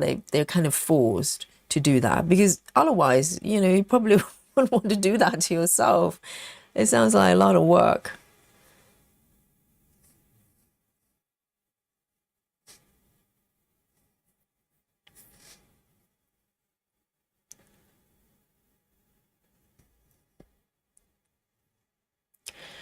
Kristen says, in therapy, sometimes we do non-dominant work as a mindfulness activity since it forces you to focus. That's very interesting. So if you don't know, Kristen is a neuro, let me get it right, okay, Kristen, I'm going to get it right this time.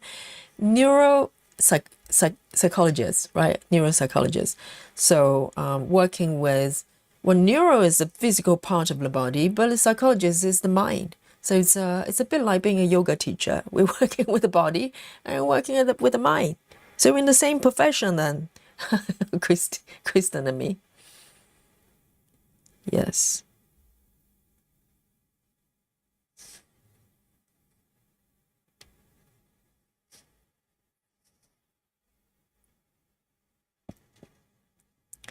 Solar Wind says, one of the engineers I used to work with could not write.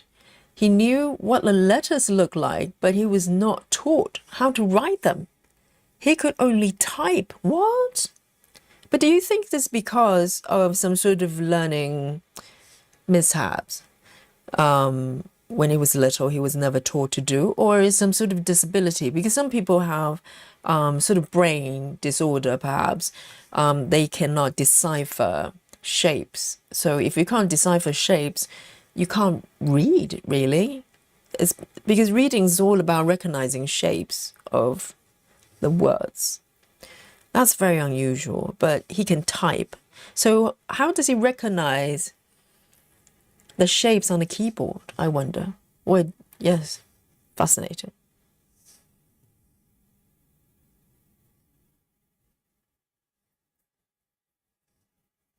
Cynthia says, first child, I use both hands when I'll be eating with fork. So first child, do you mean your child or you're the first child? And my parents wanted to know which was my dominant hands because they had heard from doctors and friends they have hand. Oh, maybe I missed a couple words there. I think as a baby, I'm just thinking, so as a baby, I think the babies just naturally use the arms and hands that they feel most comfortable.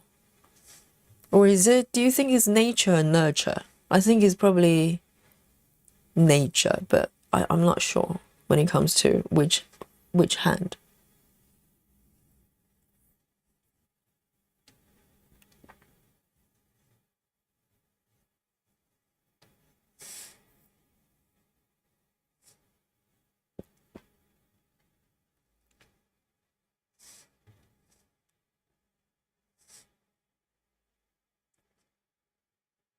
Learn the other side. Now I have to refresh my memory. But I remember the different ways you could work with a yarn on both sides. And I trained myself to do that. And after that, I can stitch, not stitch, I can knit a little bit faster. So the knitters probably know what I'm talking about. It's just I haven't knitted for so long. It's all memory is a little bit fadey. But there are two methods, right? I don't know which one's continental, which one's English. I can't remember. Jinian says my father was left-handed, but forced to write with his right hand because in the 40s and the 50s, it was almost like a mental disease to be left-handed. Really? So, if you're naturally left-handed, wow, I didn't know that, because nowadays no one cares. It's, it feels probably a little bit more trendy if if your left-handed is like, I'm an arty type. But wow, that's bad. And I wonder how whether it's traumatic for a child to be forced to work the other hand, because it's probably counterintuitive, right?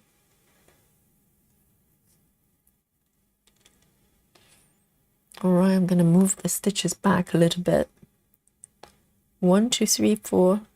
1, 2, 3, 4.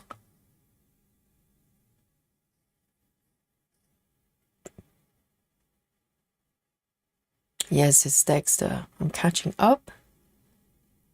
Oh, let me come down here. See you later, Sarah.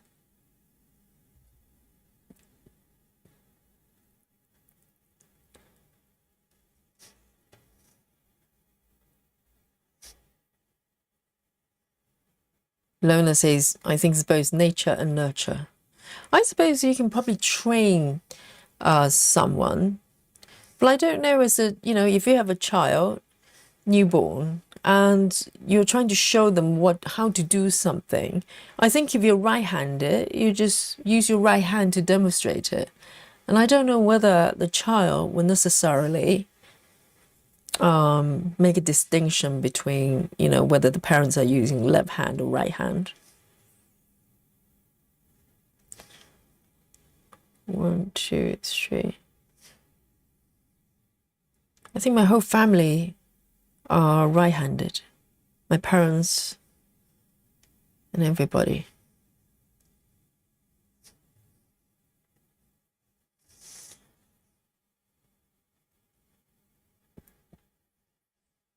See you later. What's the sizzle?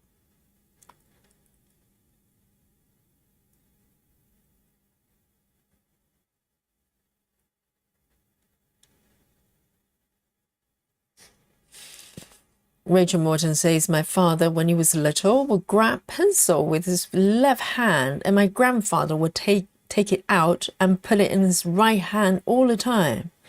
But it's still left-handed to this day.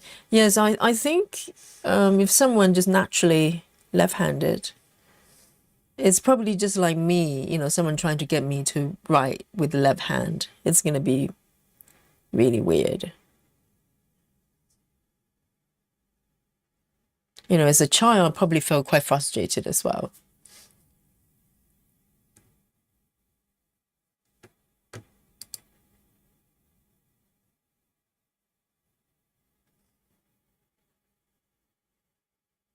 Is it buffering? I just got the messages here. Is it buffering? Is it better?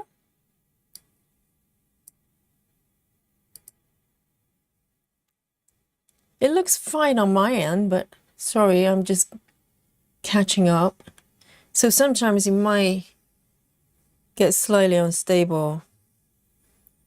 It could be the internet. It looks fine on my end. Let me know if it's okay now.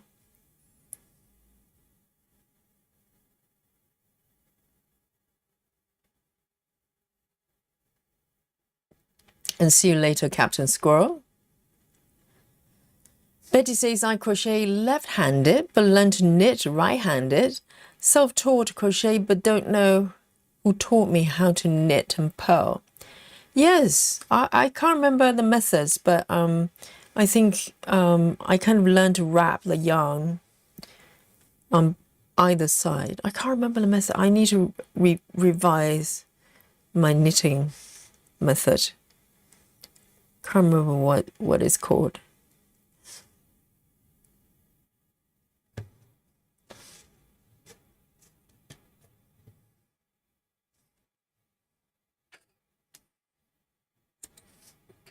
Let me know if it's still buffering.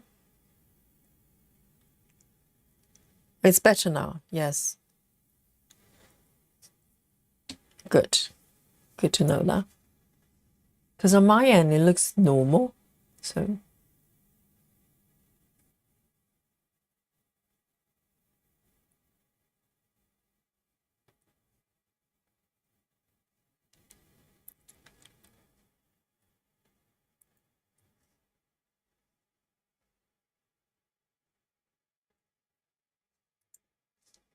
because you know, remember maybe a couple of months ago, we had an episode of the streams kind of playing up, and it turned out to be the software. It wasn't the internet. And today, you know, or yesterday, I actually tried to upgrade or update this streaming software, and I'm wondering whether it's playing up again. If not, if it's you know, playing up, continue to play up, then I'll probably have to reverse the version again.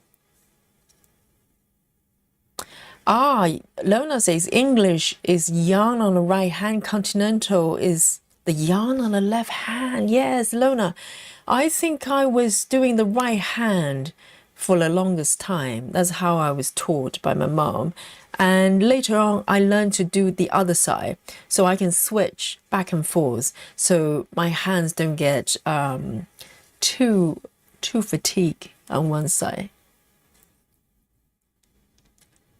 But I remember first learning it, it was really, really weird. Let me take a sip of my coffee.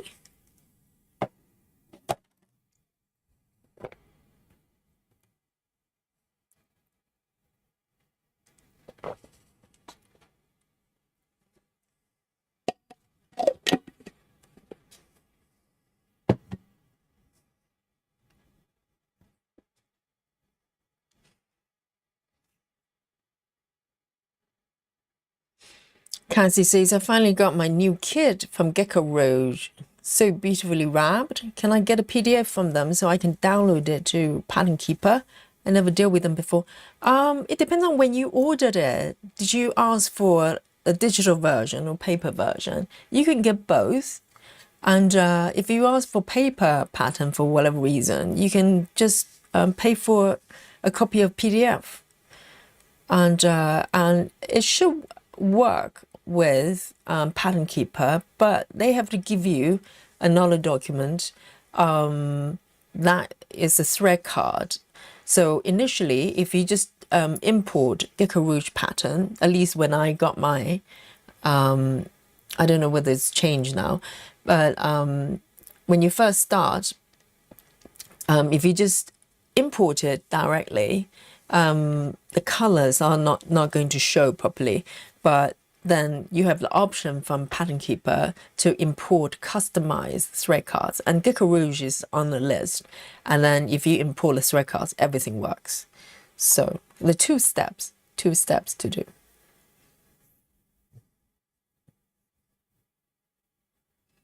Suzanne says it's much better now. Thank you. Yes. So sometimes it's a little bit unstable, perhaps.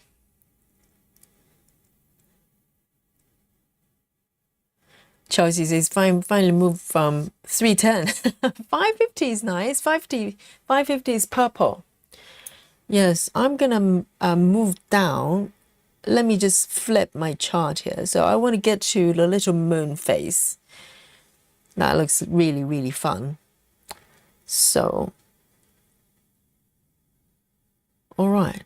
So the next color is going to be, I'm going to take the stitches down because when I pick a new color, I want to connect with whatever stitches they're already there. So I don't need to count away, and it's very a bit more dangerous as well. So I'm going to grit 2 extra boxes, which is quite exciting. And of course, I'm going to have to try to make sure that I count them properly. Okay, 1, 2, 3, 4, 5, 6, 7, 8, 9, 10. Let me just put my needle here. Let me count again because I do not trust myself. And you know why. 1, 2, 3, 4, 5, 6, 7, 8, 9, 10. That's fine.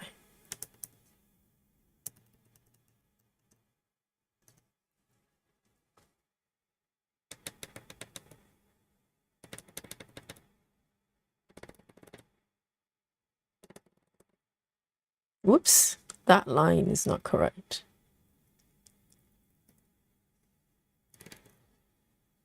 Maybe do one more. Not being ambitious or anything. 1, 2, 3, 4, 5, 6, 7, 8, 9, 10.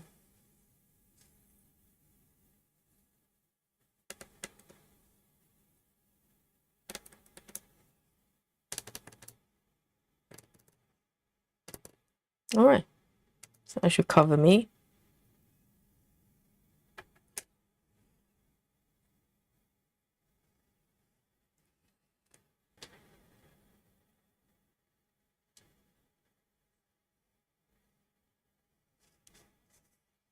Cassie says, I'm sure I requested a PDF, downloaded an Etsy pattern today, and has asked me if I want to import Gecko Rouge numbers or something like that.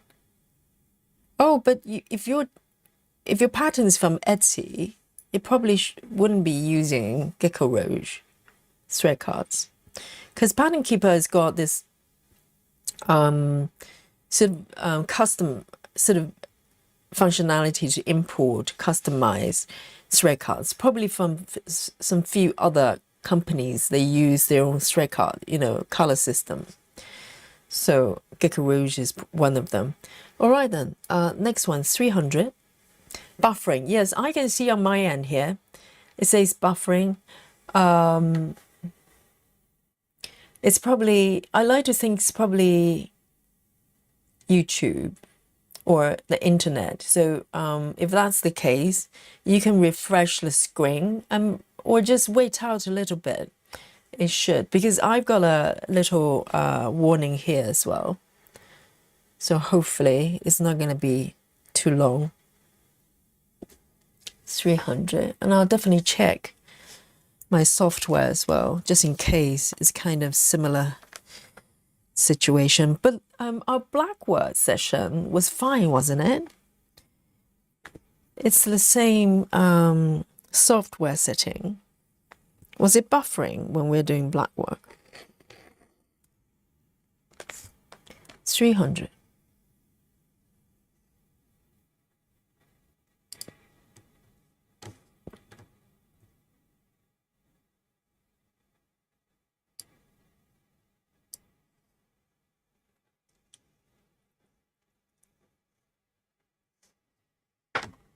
Yes, there's a little yellow banner.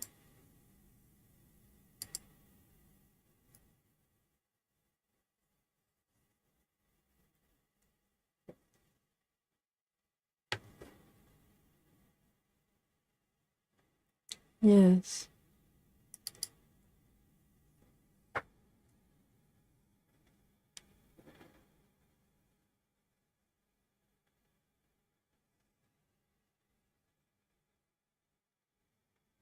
Lona says, Yogi, if you missed my previous text, Aimee Stewart's exclusive piece is going slow and said, yes, I read that one.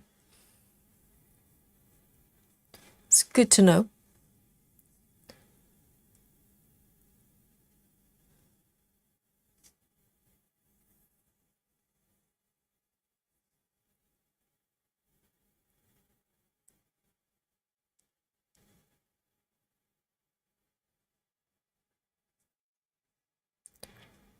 Right, so I'm gonna take the stitches downwards so I can keep moving down and get to that little moon.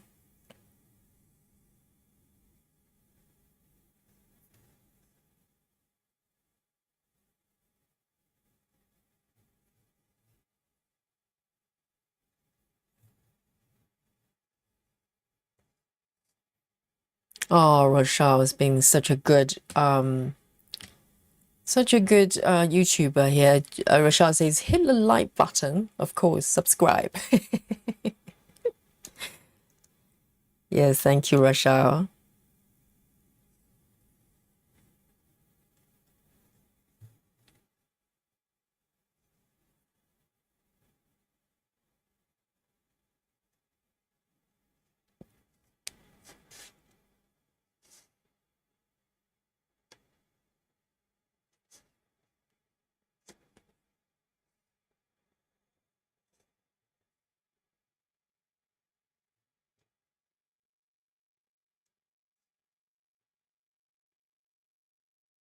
Lona says, I have to be honest, it's a nice chart. Lona, you haven't got this project, have you?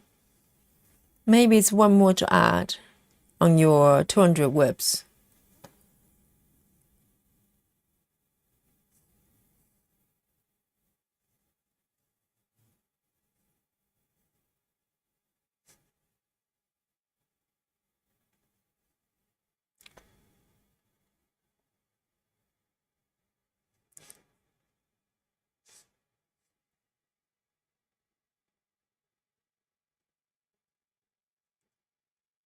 A few stitches downwards. I'm literally on top of that moon, little moon thing, the ornament. Not be allowed to extend it from there. So 1, 2, 3, 4, 5. 1, 2, 3.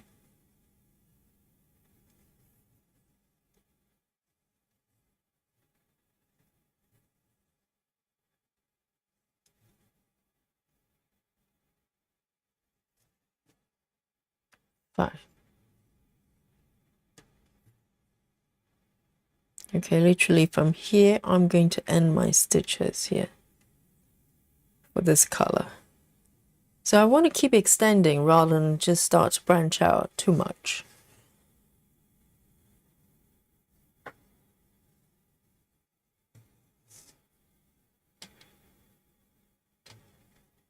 Oh, so Lona, you do have it. You just haven't started it. Go on then, Lona. Today's the day. 300. 1, 2, 3, 4. Oh, I missed one stitch. It's okay. It's okay. I'll come back and fix it. 300.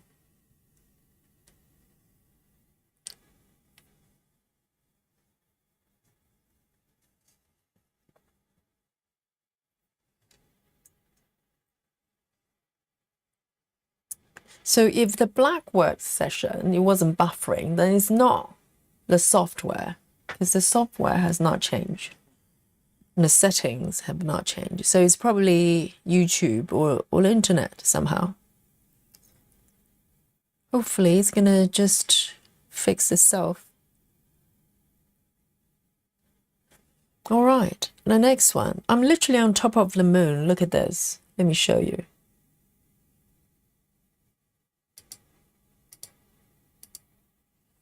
I'm going to flip over. So see where I am here. And let me turn on the markup. Look, can you see that? It's a little slightly spooky moon face. Okay, so it's quite fun to stitch, I think. So this is where I am.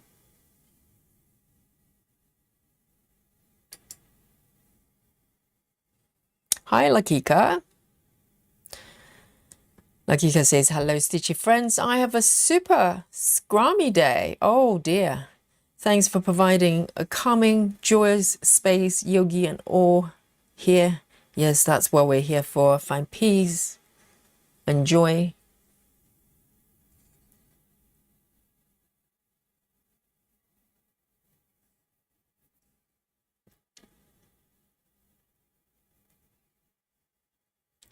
Chelsea says, it's not buffering again for me.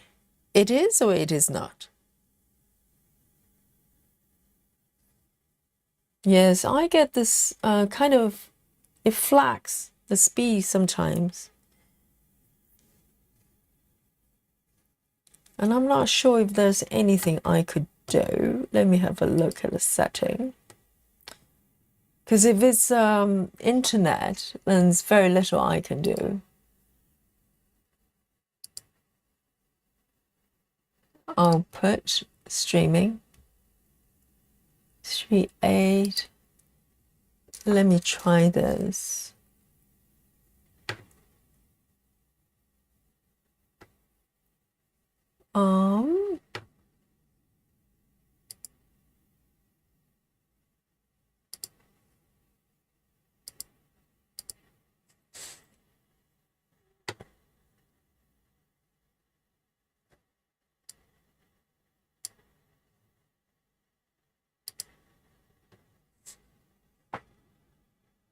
Not buffering. Okay, good.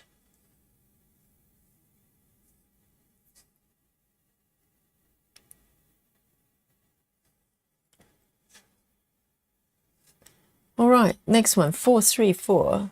4, 3, 4.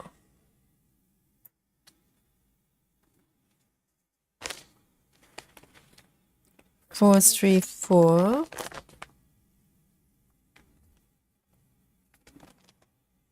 It's a little brown.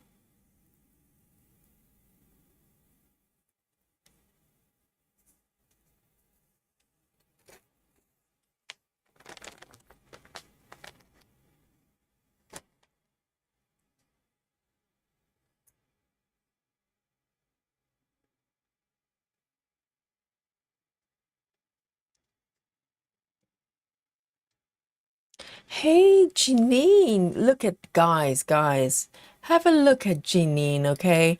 I like to think the stitches are here to support Yogi, not to heckle Yogi, okay? Look at Janine. Janine says, Yogi, do you think you'll continue with that black work or throw it in the bin? Guys, what should how do I reply to Janine, hey? I need a comeback. I mean, something really clever and punchy. So Janine is gonna Jeannie's gonna go, all right then, you know. Jeannie, I thought we were friends. Are we not? We're besties. And now Jeannie's like, do you want to throw that in the bin? I think that was a beautiful piece, right, guys? You know, for members that were there. It was a beautiful piece. It's a beautiful start. Okay, slightly bumpy start, I would admit. But what is new for Yogi, right? Nothing's ever gone smoothly when it comes to new challenges.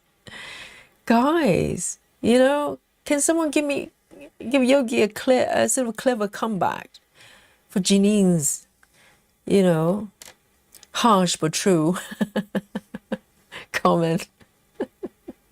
My goodness, it's a tough crowd, isn't it? 2, 3, 4. 1, 2, 3, 4, 5. 1, 2, 3, 4. 1, 2, 3. 1, 2, 3. 2 stitches. Chelsea says, you did well on the black word, Yogi.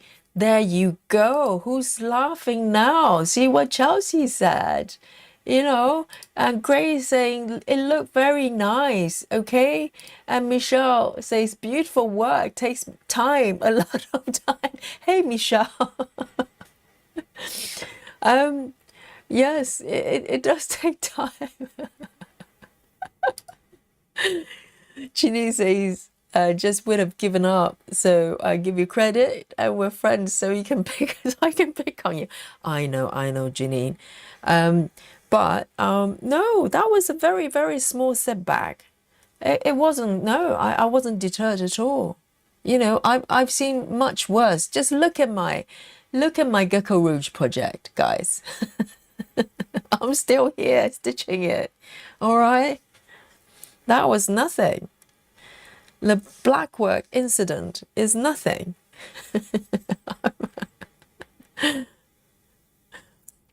It was beautiful.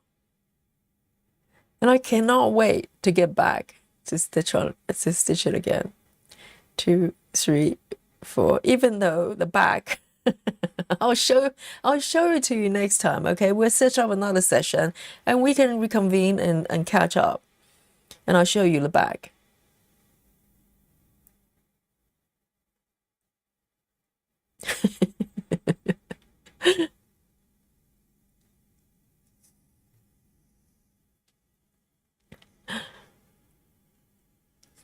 Lona says, Yogi doesn't throw the towel for such a little reason. Too many 3-10 stitches. I know.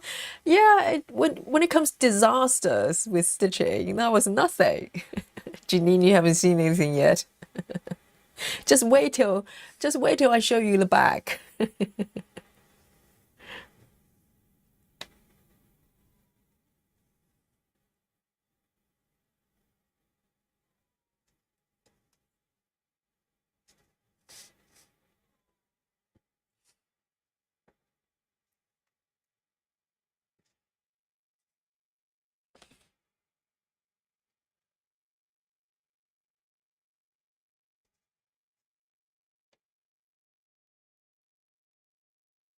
You know, never give up.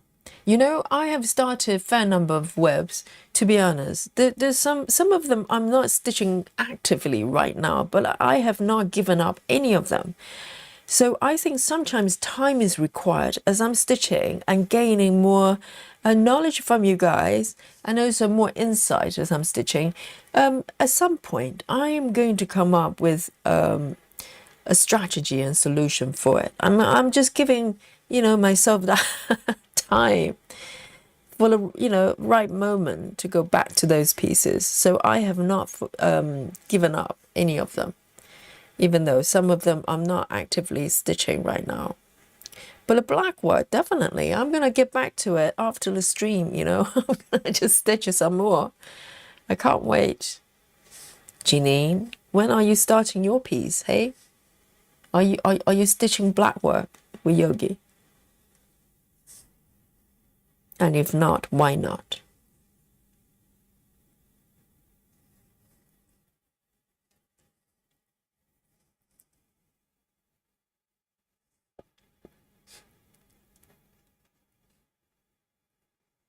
Guys, you say only 3 likes. Really? I thought we could do better than that. Only 3 people like what I'm doing here. Oh, that is, yes, maybe live weeping, you know, a little bit of tears probably is going to boost the likes. I'm going to start to sound really, you know, really sad, and maybe a few tears. There's got to be at least 4 people like it, right?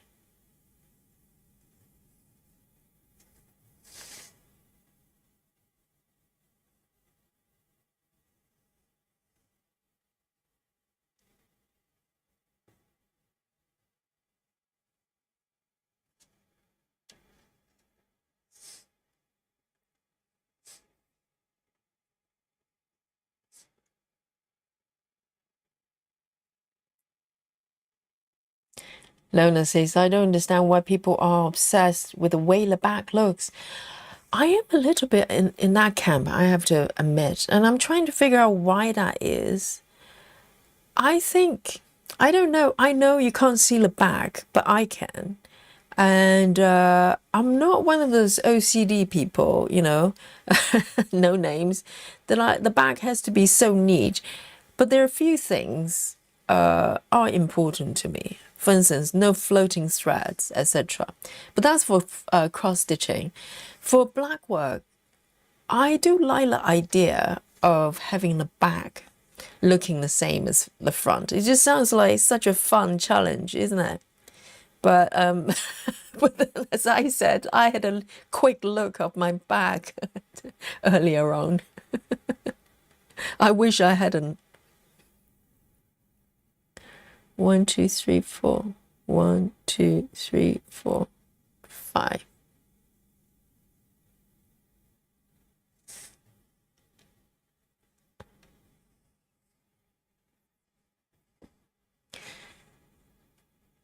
See you later, Samantha. Oh, it's time. Samantha is going for a work shift. Oh, definitely. Sending Samantha some work club love, please, and some Dolly as well. Wow, it's Saturday. Samantha is going to work. Yes. Have a great day, Samantha. Janine says, I'll never go back to, never do black work because you will end up in a bin. But Janine, how do you know? If you never tried, you cannot comment on something you haven't tried. Why would it go back to go in the bin? What's wrong with that? It's beautiful.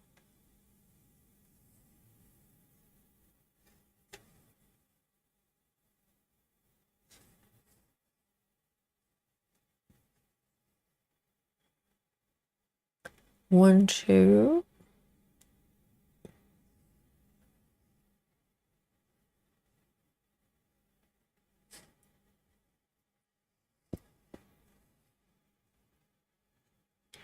Yes, Samantha is going to work and going to go home and come back home and do some black work. See, that's the spirit, Jenny.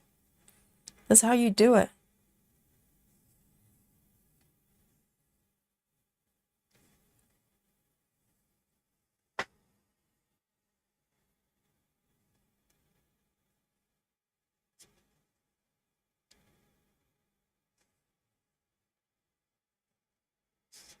There, I'm going to end this color here.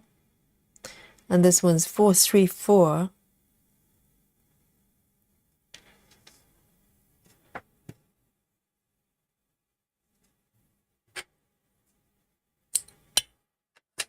Four, 3, 4.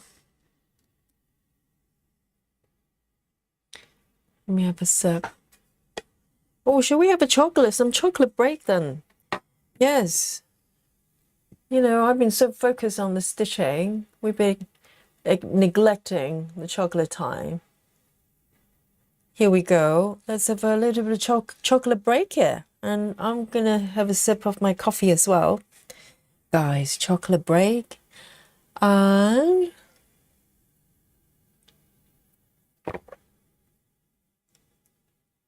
Rochelle says, I hit the like button in the black stream. Oh, Rochelle, you're such a model stitcher, model viewer. You know, if all our viewers are like Rochelle, I'll have more than 3 likes. Okay.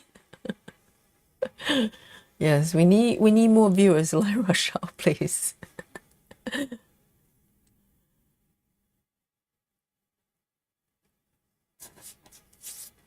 Hey, Embroidery Geek says hi from Spain. Hello to you. Yes, let's have a bit of chocolate then. And talking about good chocolate, here's this one. Chocolate of my choice, 74% Fitzroy. And this is one of the Montezuma's dark chocolate, my go-to chocolate. So I haven't got buttons right now, but this would do. This is delicious.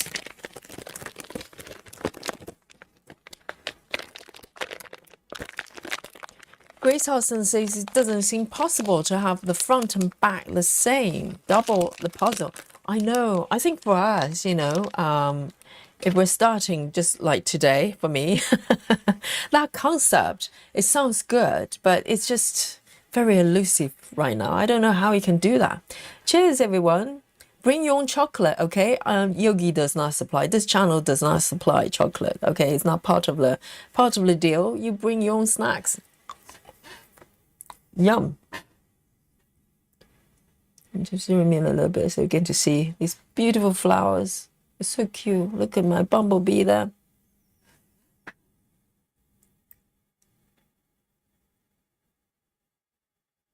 Solar. Oh, that's such a great line. Solar Wind says, a bad day stitching is better than a good day at work.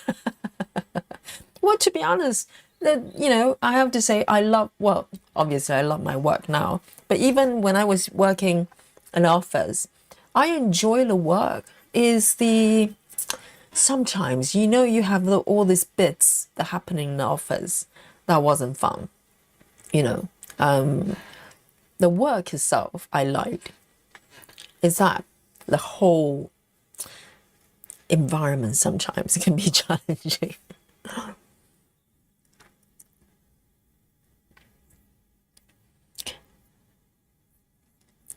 Cassie said, I really need all of you to stop talking about black work because it's starting to interest me. Kathy, have you seen, were you there for our stream? Go watch it if you haven't, and watch it properly. And also watch the tutorial we watched together in the beginning. It's a really good video. That will give you that foundation of what you need to do. And Suzanne is reminding everyone to check out the peppermint. Purple SAL. Yes, Purple SAL is free, right? Lona says, I hit the like button before I go into the stream. Maybe you're hitting too soon. No, thank you so much, Lona. Model viewer. Kelly says, already had a pie break. Oh, Kelly. Yes, Kelly's hardcore. Yes, it's a pie break. It's not just a chocolate break. Kelly had pie. Beautiful. Have another one. I don't know how big the pie is. Michelle says, on my last bag of chocolate buttons. Oh, dear. Yes, Michelle's actually got her brother-in-law who maybe lived in the UK or maybe came over for a trip. And yes, the brother-in-law was from here, right? You got him to smuggle some of the chocolate buttons. Yes, I know. It's just a shame they don't sell worldwide because they're delicious. And I need to, top up my chocolate button stash as well. It's really delicious. Oh, the last bag, okay? Hide it from the kids, okay?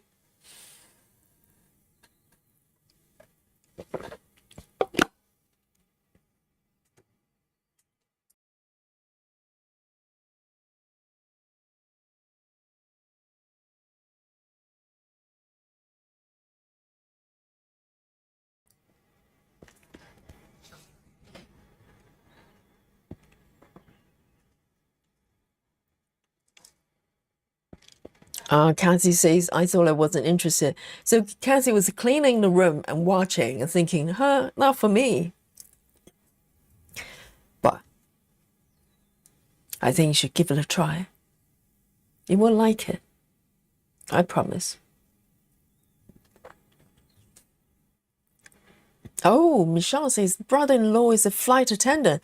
Perfect. That's a kind of relative we need, okay? So they can, outsource all sorts of goodies from all over the world. Wonderful. Yes.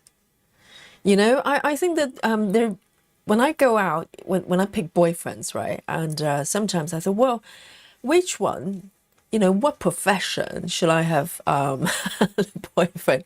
Which one would be ideal, right, when it comes to profession? I think, first of all, the first one on top of my list would be a vet. Imagine if you have a free vet, just, at home all the time. And that's so handy, isn't it?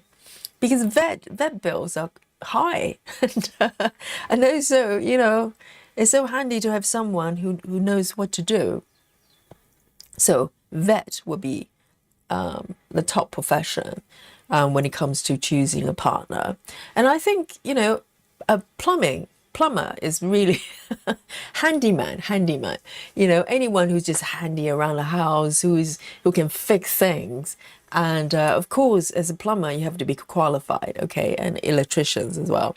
So maybe someone who's qualified with all these things and they can just fix stuff in a house. I don't know. So that's top two. Top three would be, I have to say, yoga teacher now, because otherwise my partner is going to protest and probably leave the house. Next time when you see me, I'll be partnerless. So I have to say the third one would be yoga teacher, okay? Just for the record, I said it. Lynn Ross says, just reach 2% on the SAL. Oh, the Hey SAL, I'm guessing. Amazing.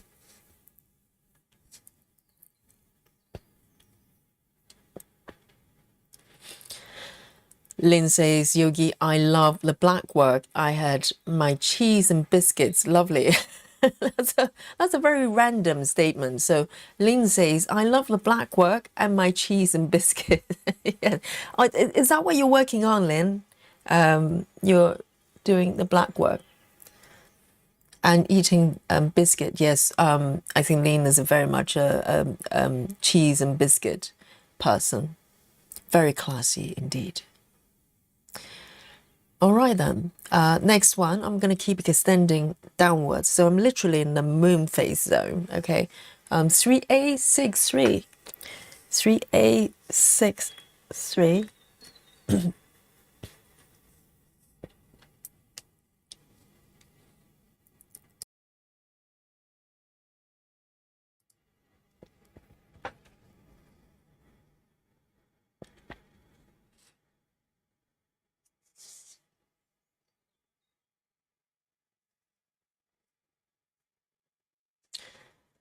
Suzanne says, Sarah Humphrey on YouTube has a nice playlist for black work. Oh, do you mean like a tutorial type thing?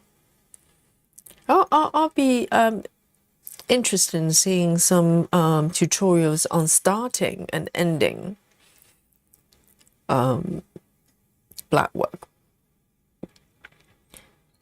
I couldn't find that many specific videos for that.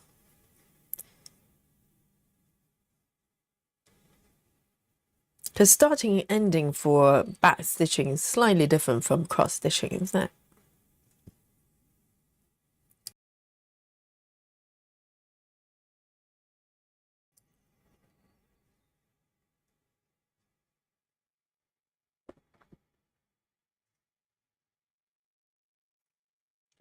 Barbara says, my nephew is a pilot, but Southwest doesn't fly to Europe. Oh, well, maybe, I don't know. Maybe your nephew has a friend who flies for a different airline.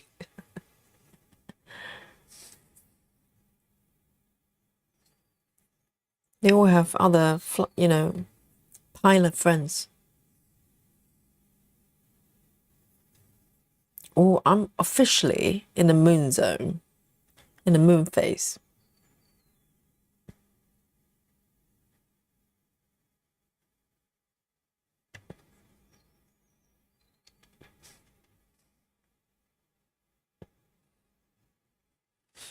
Lona just crossed 13% of what? The SAL? The SAL piece, 13%. What did I say, Lona? Your goals, objective for 2026 is slow down 50%.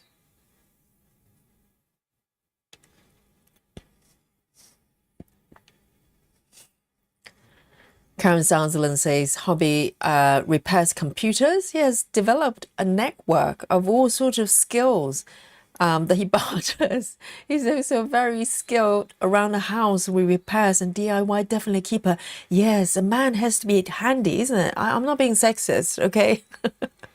I think handy men are attractive. You know, men can cook, men can fix things for you. It's just attractive.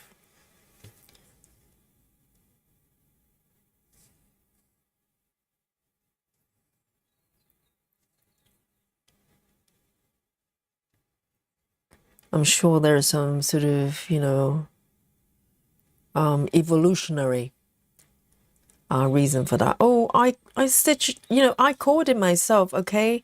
Yes, a little bit of reverse stitching here. I think I stitched these ones one row too high, okay? I owned up myself. I confess. I do not cheat, okay? So I think 1, 2. Let me just double check what's going on here. Oh, that's why. So this one is too high. That's why. That's why the whole thing is pear-shaped. Okay, a little bit of a quick demonstration for our new stitchers here. This is called reverse stitching, okay? This is like you're just playing the video backwards. No biggie, okay? It's it happens from time to time, and you just very gently, elegantly remove the stitches. So that stitch is supposed to come down. So all these ones, I could have just fudged it, to be honest. I suppose it's fudgeable, but I kind of don't want to. Let me see. Within reason.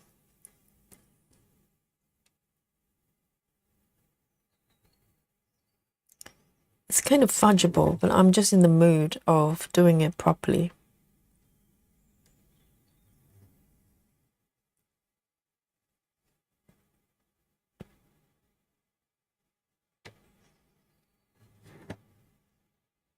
Okay, normally I'm not so, normally I'll probably just deny it until I couldn't anymore. Okay, so 1, 2, 3. I think that one is off as well. Seriously, what is going on? I need to start counting. This is called counted cross-stitching after all. I think counting is involved. Solar Wind says I'm 37% on 4 seasons. 4 seasons, is it one of the SAL pieces? 37%. That doesn't sound right.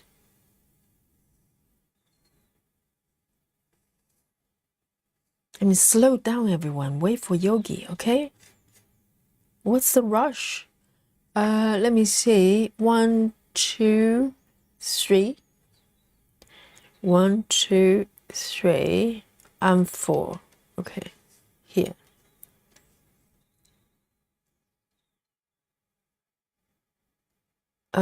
No, that doesn't look right. Oh, I know what's happening now because I missed one stitch here. That's why. I'm gonna fudge this one. Okay, let me do that, please. Grace, yes, keep the eyes closed. Grace, can you close both eyes, please? That would be even better.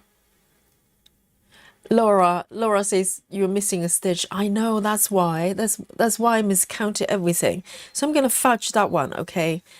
You won't be able to tell the difference because the last color I missed one stitch. That's why everything is off for one stitch. Laura, you're why. Laura is paying attention, you know? She may be lurking, but she's paying attention.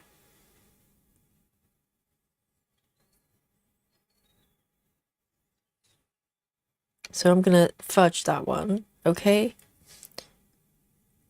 And one more here. And now we're good. Ish. 1, 2, 3 from the bottom.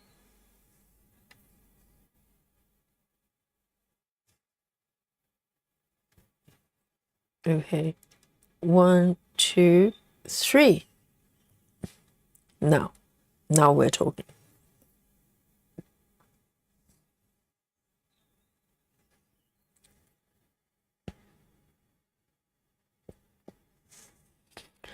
Alison is done for tonight. Eyes are giving up. Her trying to figure out where the back stitches go. Back stitches goes over the stitches and work from paper patterns. And the bees are really popping out now. Ah, so you're working on this piece as well, is it? When you say bees, or is it a different piece? 1, 2, and then there's one more here. All is well, all is well. I want to focus on this little moon face here.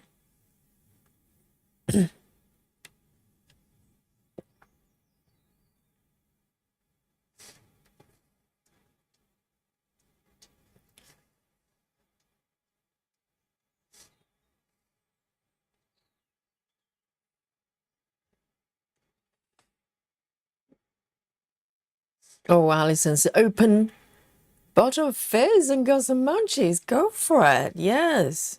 And relax. Put your feet up and hang out. Definitely.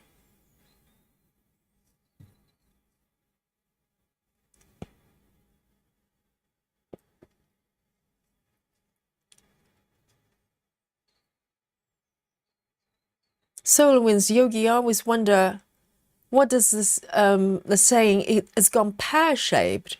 It comes from, where does the pear from? No, that's not the correct spelling. Pear as in fruit.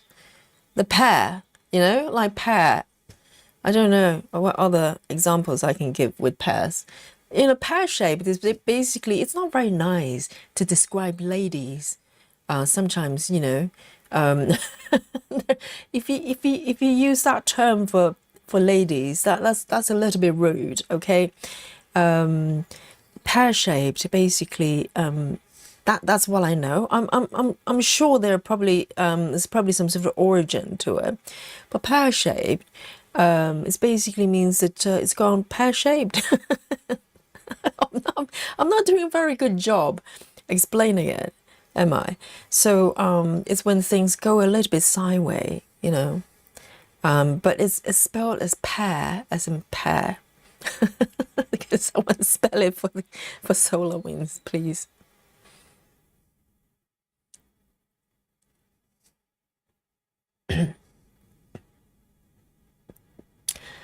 Yes, yes. So when things go sideways, it's called pear-shaped. But pear-shaped is also a way to describe certain body shape. Oh dear. Yes.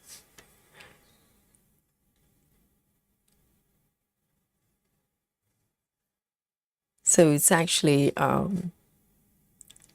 pears in the fruits. Chelsea says 16% for my Hogwarts crest piece. Yes, oh, Chelsea, thank you. Chelsea says the term pear-shaped, meaning something has gone wrong, originally from British Royal Air Force slang. Is it? I knew it has some sort of origin to it. And Chelsea says lightly in the 1940s, describing failed attempts to add perfect circular hoops in flights. I mean, Chelsea is like some sort of encyclopedia of history and stuff, information. Yes, I didn't know, wasn't aware of the origin, but normally pear-shaped describe ladies' body shape. Okay, it's not nice. Do not use it on anybody, for ladies or gentlemen. But I knew it was probably some sort of origin. Thank you, Chelsea. Amazing.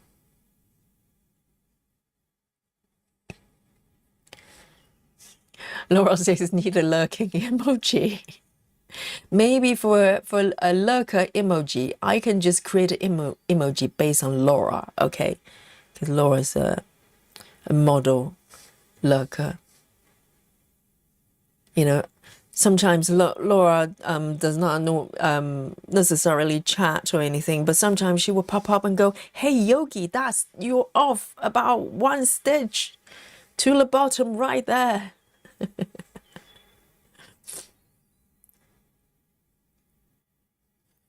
Oh, nothing escapes the chat.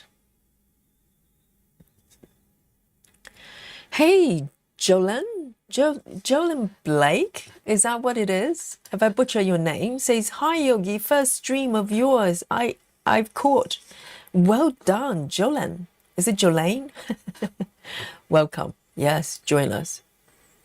Lona says heavy bottom. You said it. I didn't. Okay, Lona.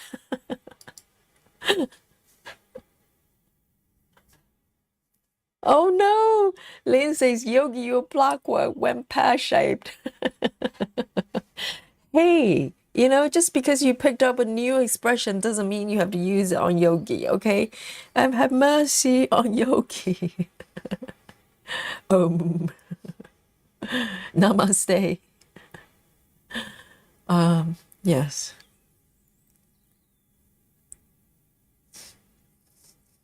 No, he hasn't gone pear-shaped. He probably went pear-shaped for about 10 minutes. And now is in, I don't know, Arnold Schwarzenegger shape, okay? It's all good now. It's all good now.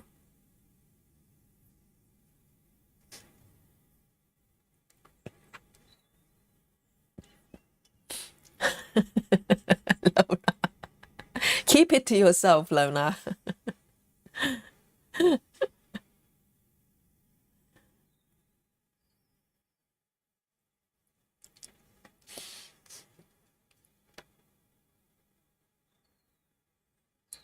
And Wendy says, "Good morning."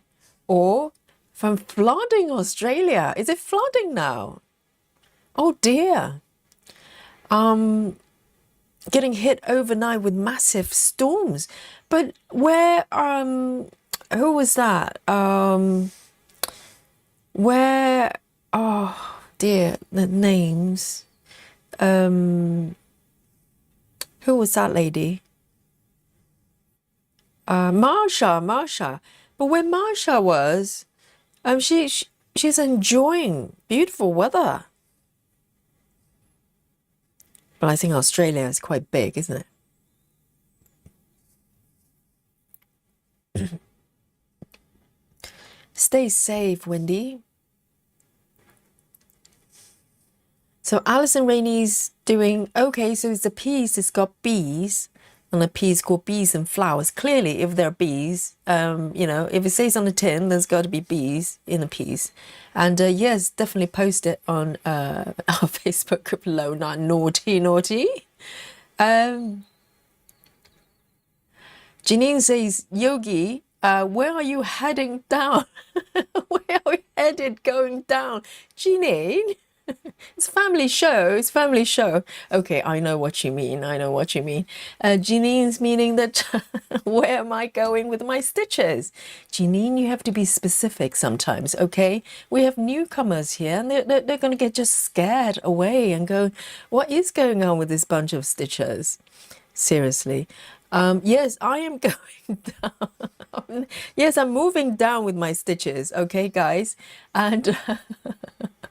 Oh, really? Laura says you're off a stitch again. Where? Where, Laura? Laura, can you close one eye or maybe both of them? I'm checking this. 1, 2, 3, 4. 1, 2, 3, 4, 5. Yeah, why? Why am I off a stitch? 1, 2, 3. Oh yeah, Laura. Can I fudge? Because I have to undo quite a few. Yes, the top stitch here is actually 1 stitch off. It's supposed to be 1 stitch below. Can I fudge? Can I have your permission to fudge, Laura? Please, can you print out the certificate for fudging so I can fudge without feeling guilty? I'm going to just fudge my way down. Okay, Laura, close the eyes, close the eyes. Ujjayi breaths, everyone, ujjayi breaths. And so, yes, to answer Janine's question, okay? And, oh, Lona, stop it. Stop it. Very, very naughty. And, Janine says, I know, Janine, I'm trying, but you're not helping. Okay, Janine, I'm going down here. Okay, have a look. Let me show you where my app is right now. So let me show you the markup. Okay, so this is what I'm stitching. So I'm moving from the bumblebee, you know. Let me just show you the full view then. It's easier. I'm moving from the bumblebee downward to the right side there. And you can see a little flower I managed to stitch last time. And then now I'm moving down. And I just noticed, can you see this? This little moon phase, and on the upper left side, there's a red flower there. I didn't even notice. Oh, I want that flower so bad. Yes, because I knew there's going to be a few kind of lighter colors there, but there's a red flower at the back. So the moon phase is around here, and there's a little red flower at the back here. Oh, I love it.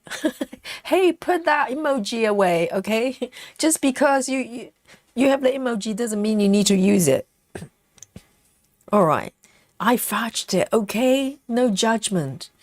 And ujjayi breaths, everyone, ujjayi breaths. So I am going to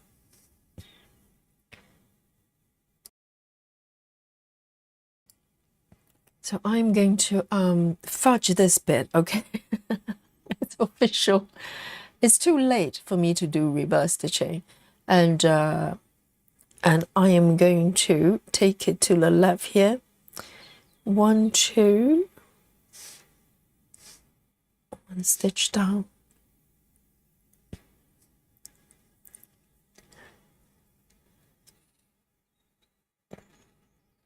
Karen Sutherland says in Victoria, as in Australia, okay. In Victoria, oh, hang on, let me just clear my throat.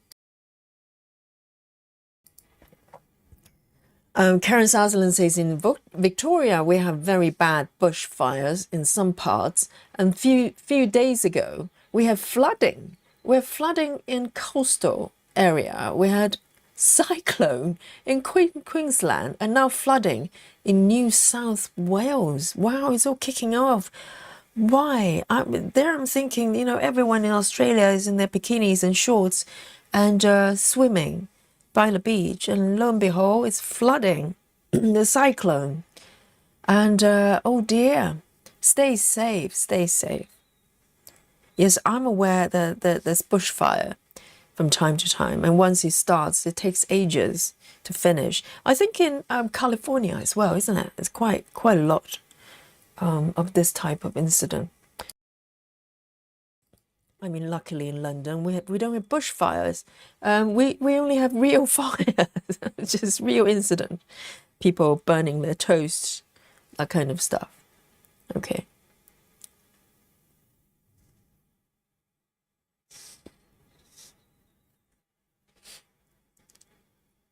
Just fudging everywhere. Yes, Laura, can I have the official certificate from Laura that I'm allowed to fudge You know, I couldn't fudge with black work. Okay, that was difficult.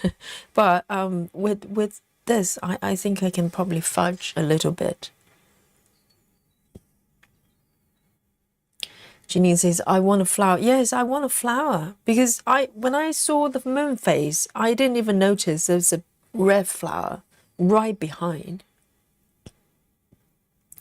Oh, that looks so inviting.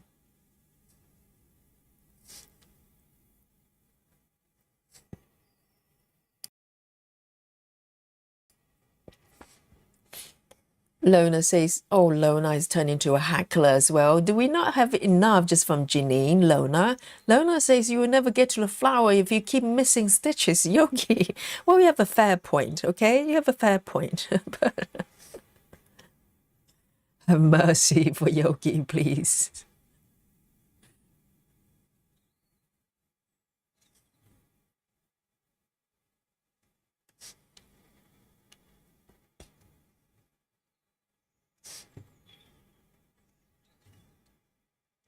I will get to I will get to the flower, okay? I just need to find the connecting stitches. It will happen, all right? I got this little orange flower last time. I did it. I have the technology.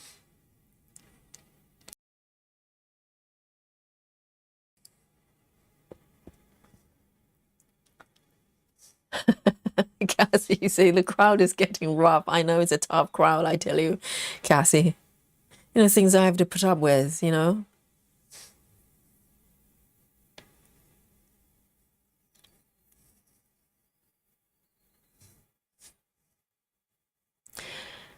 I'm changing the subject. Wendy, Wendy says I have added a new project, Moon Deer by Owl Forest Embroidery, seen on a Dutch stitcher. I'm doing on 18 counts, 2/1, with the call for DMC. 18 counts, 2/1 is perfect. Yes.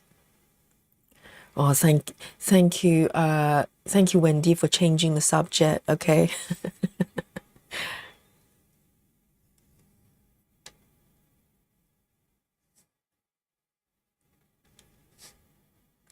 Two more stitches here.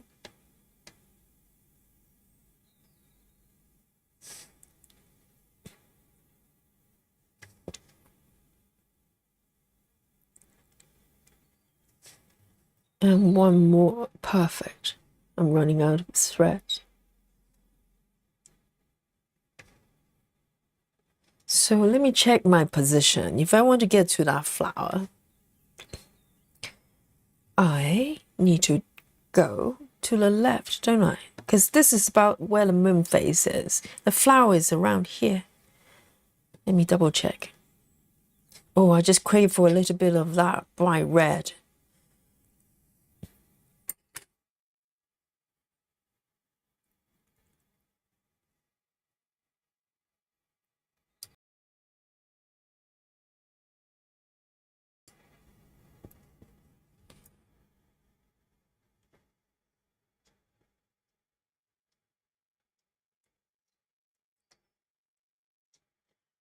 Michelle says, we can always talk about food. Yes, Michelle, go.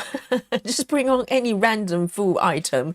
You know, the chat would just go for it because no one can resist on talking about food. So let me flip the chart over to see where I am exactly. I want to get to that little, I need to get to the red flower. So this is where I am, okay? I'm going to flip over. Oh, I'm literally there. I've got a couple of stitches in the red flower zone. So I can legally move over there without feeling guilty, because when I start a new color, I need to make connection with at least one stitch. So I'm not floating away. I'm right here in the red flower zone. I'm in. Here we go. Things are looking up, you know, guys. Red flower. Here I come. These two stitches literally are part of the flower, the red flower. All right. Yes, there you go. Here we go. Let me just pick one by one It looks a little bit confetti, but not too bad. I'm gonna just pick this one, okay? Single stitch, guys. Literally just one stitch. This is how we roll here. 221, 221. No kidding. 221. It's a little red color. It's pretty.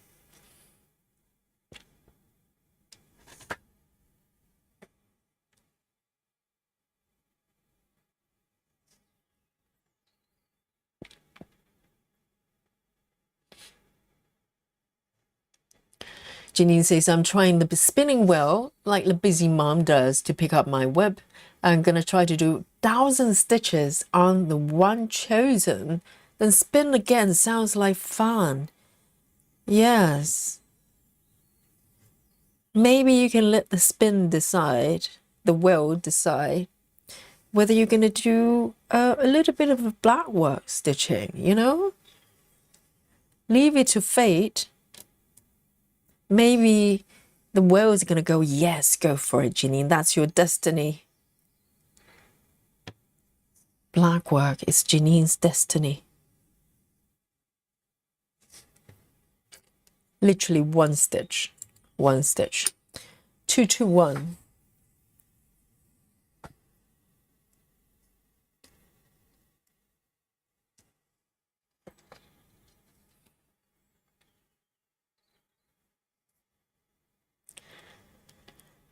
Chelsea says, at what count would you switch from 2 strands to 1 for full cross?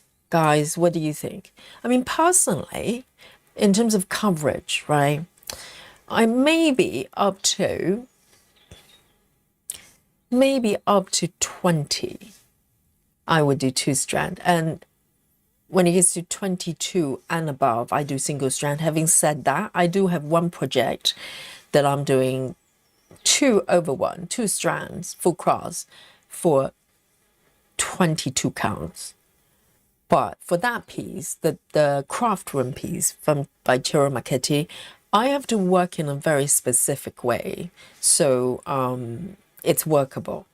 Because when it gets to 22 counts, 2 strands start to get a little bit more challenging. I know there's stitches out there, they do 2/1 for 25 counts or even 28 counts. Personally, it doesn't flow, but it really depends. And the stitching method as well, right?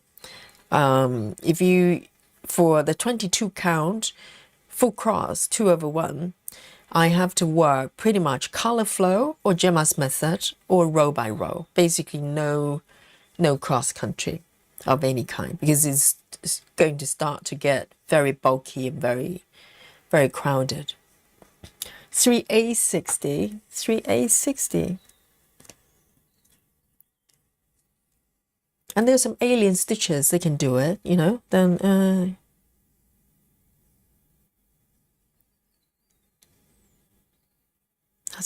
they're in a different dimension. Jolyn says, on the topic of food, I want to bake a Twix cupcake. What's a Twix cupcake? Twix is like chocolate bar, isn't it? And you want to turn into a cupcake? Oh, that's too advanced for me. Anyone knows? It's far too advanced for me.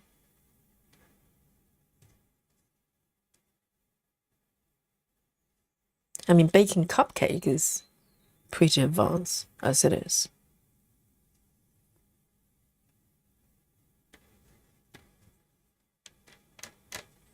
All right. I am entering officially the red flower zone. Dun, dun, dun.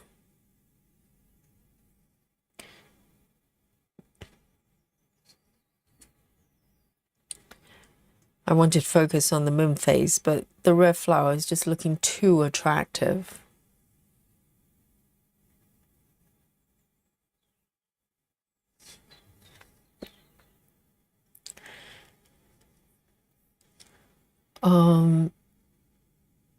Yeah, Lizzie's saying the same thing, 20 count as well. I think when it goes above 20 count, full cross become a little bit more challenging with two strands.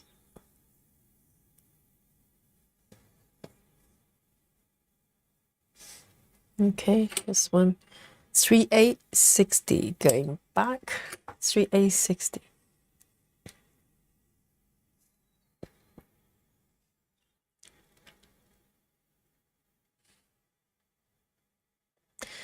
Kristen says, does anyone know of artists like Barbara Anna style? That's one of my friend's favorite. She only does stamp cross stitch. I'm not familiar with the artist, so anyone knows?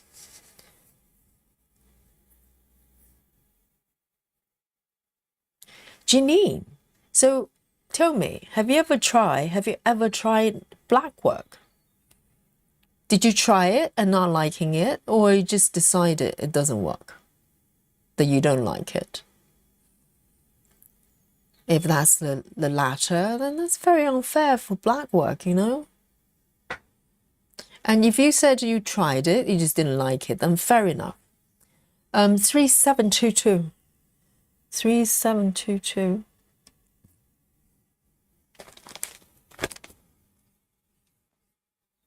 You know, a lot of things I thought I didn't like until I tried it. You know, I didn't really know what I was talking about. 3722 is literally just one stitch as well. No kidding. The confetti is real. Natty says 3/860. Okay, relay. Or maybe I missed it when I was stitching it. It was literally just 3 stitches. So, spooky bingo goes to Natty.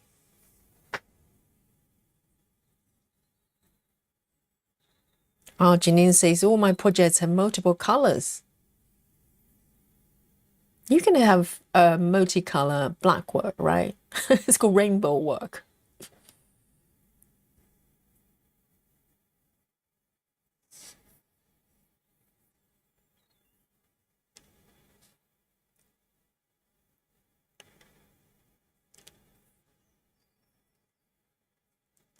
So, Jillian, you are talking about baking the chocolate bars into a cupcake.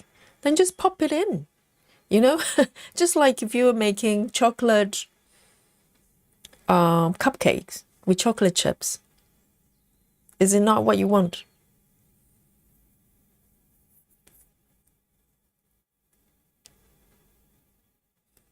Here we go, just one stitch.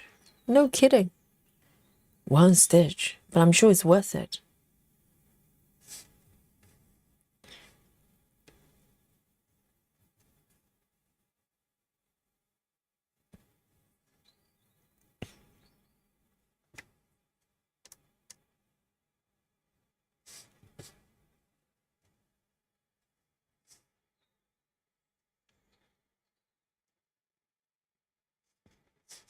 Let me see. See, when I'm ending with a pin stitch, my right hand just come up naturally because the left hand will be quite fiddly for the left hand to do.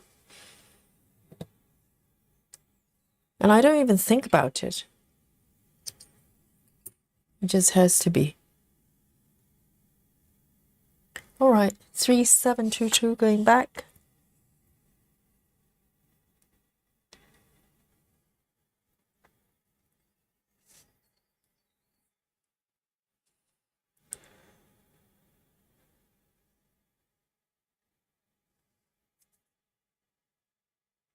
Solowin says, I did a chart called when life gives you lemons. On 20 counts, I found that 2/1 was too crowded and 1/1 wasn't enough coverage. Yes, it could happen when you kind of just cannot find the kind of perfect coverage. 20 counts, 2/1. I'm trying to think. It should be fine, actually. Maybe try CXE, because CXE naturally is a little bit fuller. So if you do 2-strand full cross with CXE, maybe we'll find that sort of, you know, you'll get that balance. And that's the beauty of trying different threads. 3A01, I'm in the red stitching wet flower zone. Look at the color. 3801. Oh, I'm in. 3A01.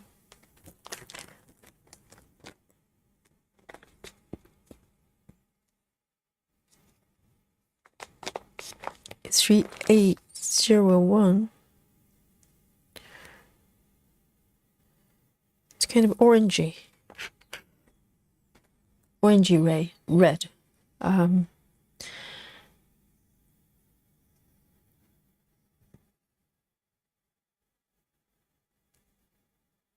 So Wendy is trying the sewing method in hand. Oh, that's advanced. Yes. And what fabric count are you working on doing hand sewing method for?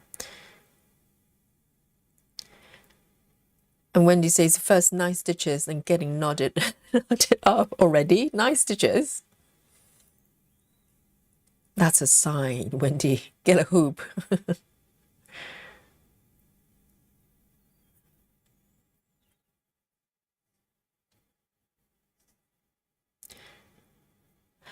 Grace Hudson says, Yogi, are you watching the Au Pair trial? If not, you must check it out.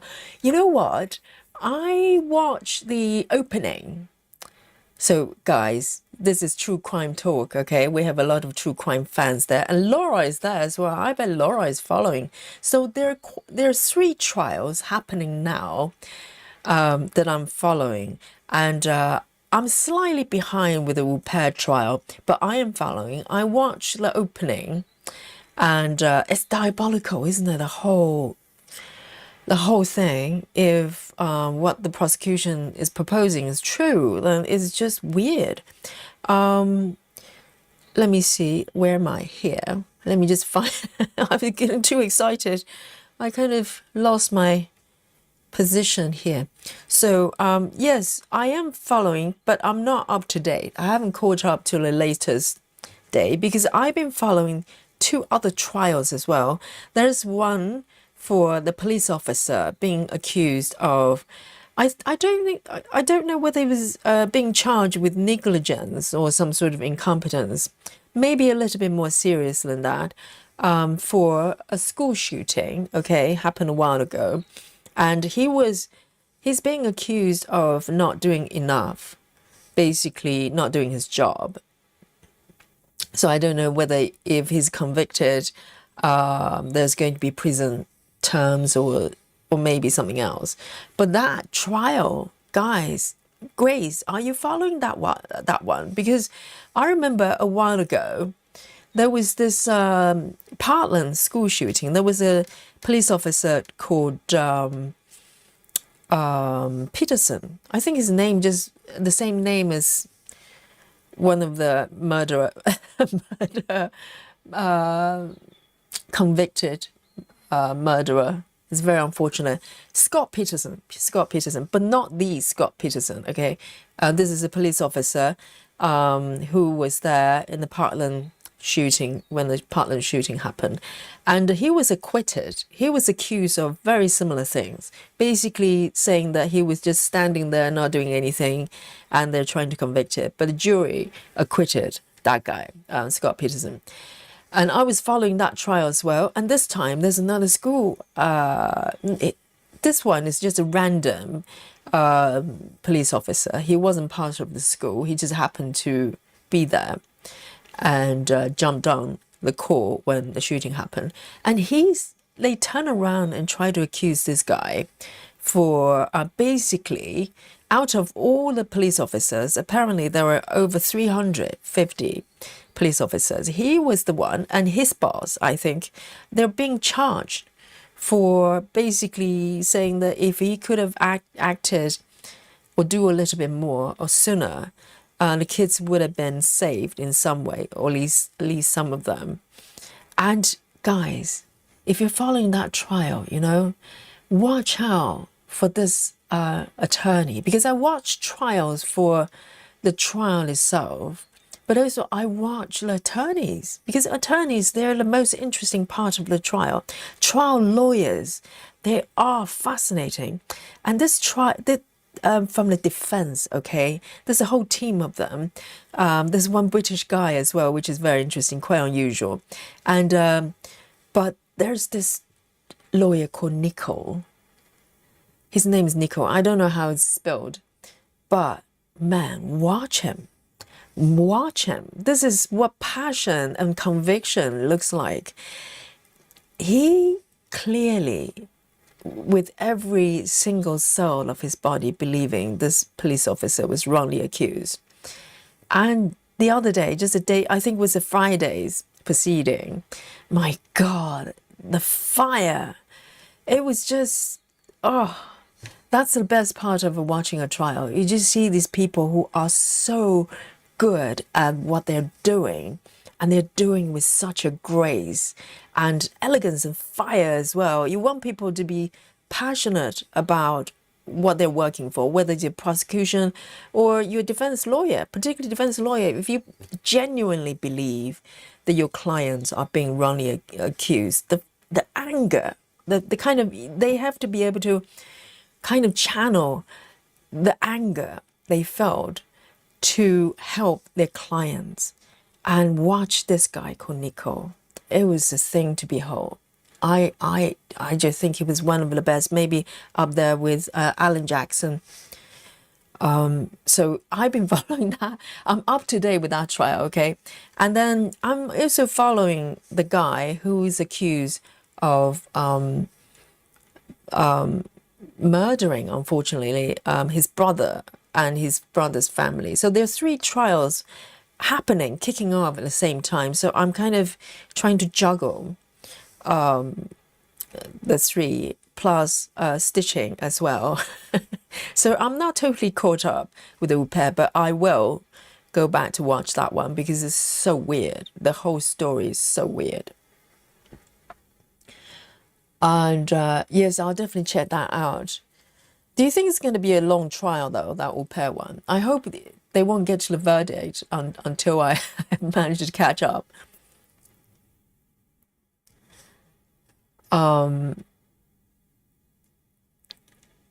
Alison Rainey says there was a good docu-series on Sky about serial girl called Jo Natso, who was accidentally discovered as a serial killer on a probation check. Oh, a female serial killers is probably a bit more rare. Yes, I'll definitely check that out. Where is it on Sky? I don't have access to Sky, but I'll Google. Maybe I can find something. But yeah, sometimes, you know, if you're a serial killer, that means you've been doing it for a while and get away with it. And maybe through luck, or maybe, you know, they're just really good at it. Unfortunately, they're not caught for a little while. And sometimes, you know, maybe through unexpected, you know, things that happen, they're caught. Yes, I bet that happens a lot. Like cold cases, you know, they're kind of cracked because something happened with other cases. 3A01. 3A01.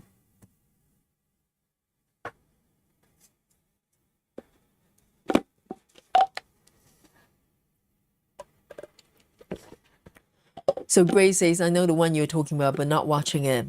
Yes, you can always go back and catch up, maybe after the verdict. But I would be so sad and quite shocked if this guy is convicted, because the defense is excellent. And also, you know, sometimes with school shootings like that, because the shooter in this case got shot, so they can't really prosecute anybody because the shooter, you know, was taken down. And sometimes, unfortunately, from the government's point of view, they want to hold someone accountable to appease the public. But they're going about the wrong way, because definitely, if the police officers, they're not doing their job properly, yes, they should be punished. They should be called out. But you cannot pick this kind of a lowly police officer who was just there at that time and expecting him to basically perform human-like, superhuman-like actions, and expecting him to know exactly what to do at that time, to the point of criminally charging him. And that is just really wrong. And they have not learned from the Parkland shooter situation from Scott Peterson. He was acquitted really quickly because I think, you know, anyone sensible, the jurors, should know that is, you cannot try to lock up someone for that. You know, maybe there are things they can learn from in the future so they can do it better, but you cannot try to send someone to prison for that. It's just wrong. 349. And I was watching Nicole, the attorney, and I'm thinking, if I'm ever being falsely accused of someone, I want him or Alan Jackson to defend me. Seriously, you need that kind of fire, believe, to get that job done. Oh, the guy is good. Kathy says, who are the parties in this case? Which case? The au pair one or the police officer one? And with the other one, the third case I'm tracking as well, is a guy basically accused of murdering his brother and the brother's family. It was horrendous, but also courtroom drama as well. The defense has got probably one of the worst lawyers ever in the trial history. One of the worst anyway. I've seen some really bad ones. And this lady, my goodness, it's just everything about her is just wrong. So it's fun to watch as well. You just go, oh dear.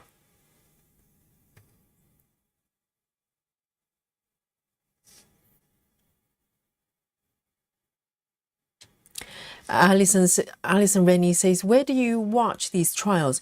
Go to the channel called, there are two you could go. Sometimes they stream the same trials. Some of them are different.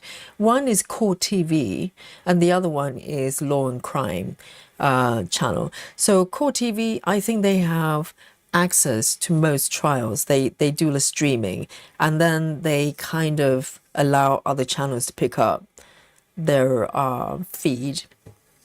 So Law and Crime is another one. So all the three trials I just mentioned, they're ongoing. You can watch from both, I think.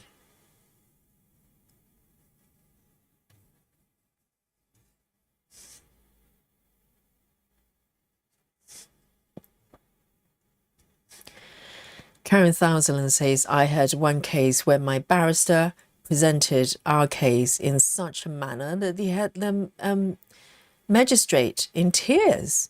She was so passionate and fierce. It was amazing. I know, because you cannot do that if you don't genuinely believe in what you do. And something just shines through when someone just genuinely, truly believe what they're doing. They're not doing it because sometimes, with defense, it's part of the legal process, isn't it? Even people who probably did it, okay, and you still give them as much defense as possible, because your job as a defense lawyer is not just there to prove them your clients are innocent. They may not be, right? But your job is to give them a sort of justified defense, so they have a fair trial.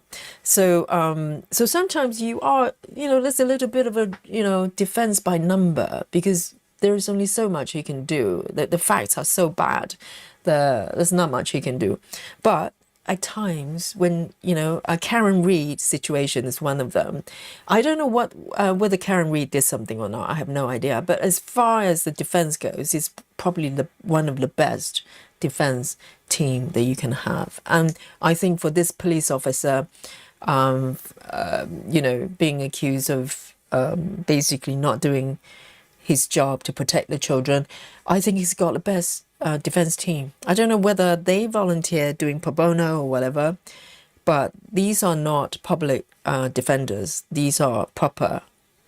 Well, not, I'm not saying public defenders are bad, but they're not as, they don't have the capacity to dedicate their lives to you. Whereas these guys, they eat and sleep and breathe this case. 349. 349. And imagine if you're being wrongly accused of something. You need something, a team like that to help you.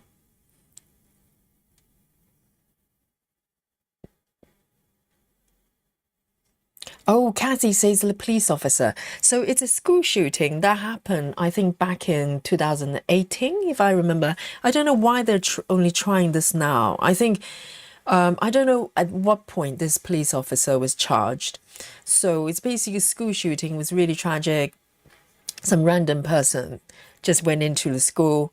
First of all, the person killed his own grandmom, I think, and then went out. Maybe, I don't know, with this mental episode or something snapped. And he just went out and shooting a whole bunch of kids in one of the schools. And then this trial, I think this guy, this police officer, and I'm guessing his boss, that trial hasn't happened yet. So one of the higher sort of chief person is being charged as well. So that trial probably come later.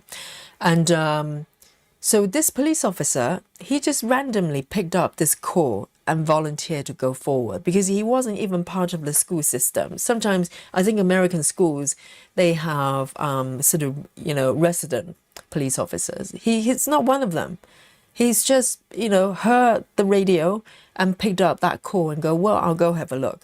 And that's it. And now his life's totally changed. He was the first one there to be on the scene. But he had such a short time to respond, and he didn't know what the situation was. So basically, they're just trying to frame him as this horrible human being, such a coward that who did not do anything that any normal human being would do. And if you look at the facts, it's just not true. Because there were apparently 350 police officers and more rushed to the scene, and majority of them were not doing enough if you think about it. So maybe there's overall issues with how they plan things and response time and all that. They can look at that, but you do not scapegoat an individual and try to get this person quite possibly to go to prison. You just cannot do that. It shouldn't happen. 606, and that should be stopped. If we allow governments to do that, then one day that person being accused is going to be you. 606.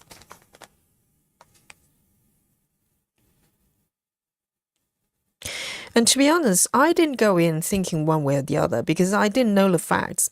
A lot of times when this type of school shooting, if the shooter is down, basically either they take themselves out or be taken out, a lot of times the facts are not being talked about because there's nothing to talk about. There's not going to be a trial of the person.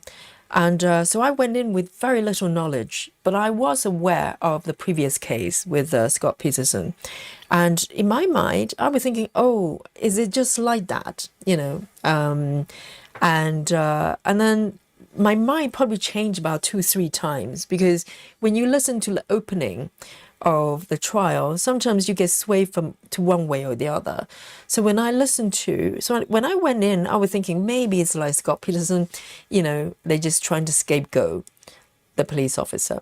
But by the time I finished listening to the opening of the prosecution, I switched to the other side because basically they illustrated this guy as probably, one of the worst people. They allow the shooters to harm these children. He did nothing, he being such a coward.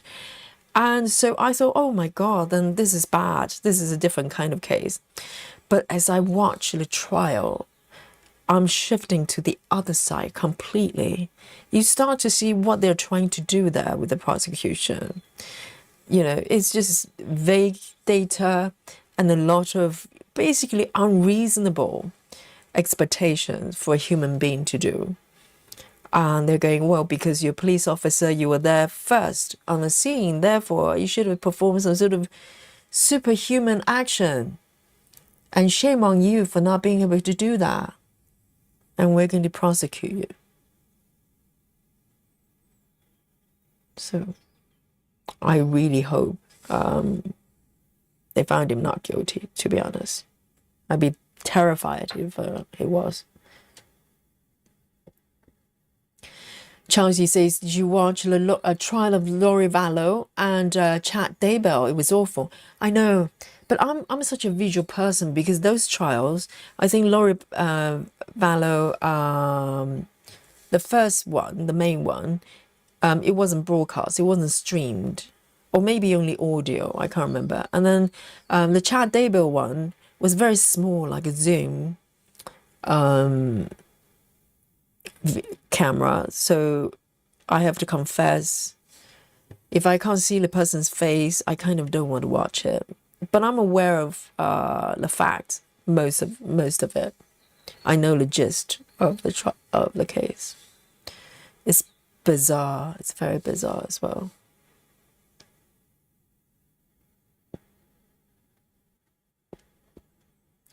Grace Austin says, I watch on Grizzly True Crime. Is that the one with kind of a Australian lady wearing glasses? I think I might have come across the channel. She live stream as well. There are quite a few sort of true crime commentators out there as well. But I like to watch the ones that they're actually lawyers rather than just commenting on things, because I need kind of explanations for things sometimes. Lona says public defenders work for the states, not for the accused. I like to think not, but yeah, who knows? Because public defenders, first of all, even if they believe you're wrongly accused, the kind of capacity they have is very limited, isn't it? Because a lot of them probably have many cases ongoing. And also, I don't think public defenders can pick the cases, right? They're basically assigned. I don't know whether anyone knows. I think they're just assigned. Just like judges, sometimes they're just assigned with a case. So they don't really have choice one way or the other.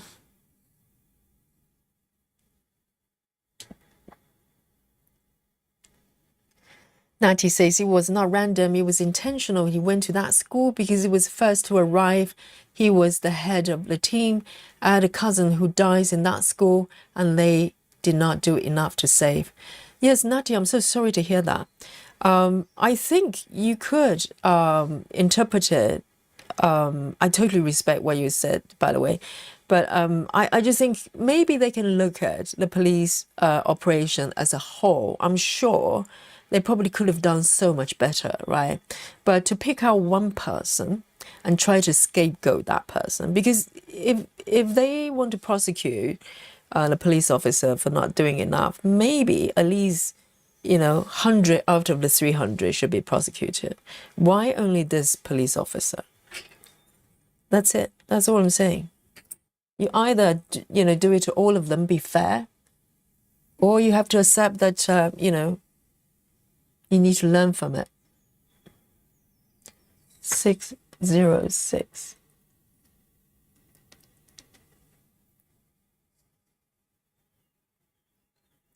Rachel says, Yogi, I was watching the school shooting unfold on TV and you can hear the shots going off. The police just stood there. I think this guy is being scapegoated, but I think the chief should be thrown in jail. I think, yes, whoever who's giving out a command, because, there are so many ways you can look at the problem. You can look at these police officers and just call them cowards, or you can go, well, there's fundamental incompetency of the whole system, of the whole group, you know. And if they want to prosecute someone, yes, you could pick out the boss and maybe trial that guy. I don't know what the facts are for the chief guy, but he's being accused, he's being charged as well. Yeah, I think the whole thing, because I saw clips after clips throughout that trial, police officers just standing there or going to like random direction, not even towards where the shooting was. Heaven knows what happened there. So maybe they're just not trained enough or don't have experience doing it. Who knows? And but to pick out one person, one police officer, and try to make that person to be, maybe my skepticism would be saying that instead of getting, you know, 200 police officers in trouble, they want you to just pick one and allow that person to take all the blames. That's what I'm thinking. And that's wrong.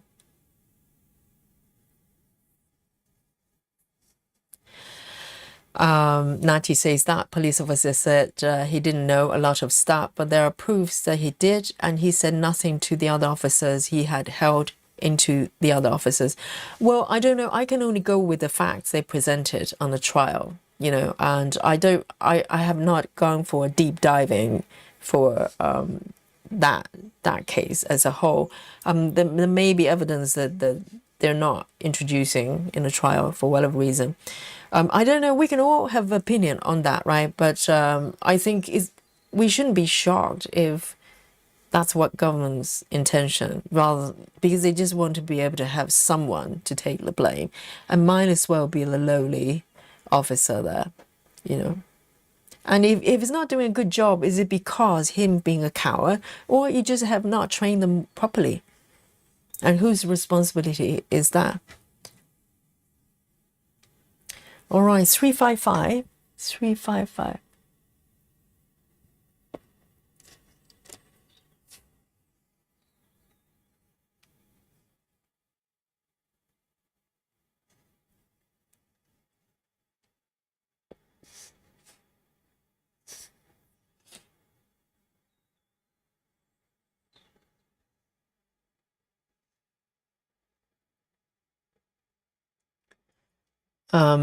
Betty Hankins says, I was going to say the police are told to stand down too often now.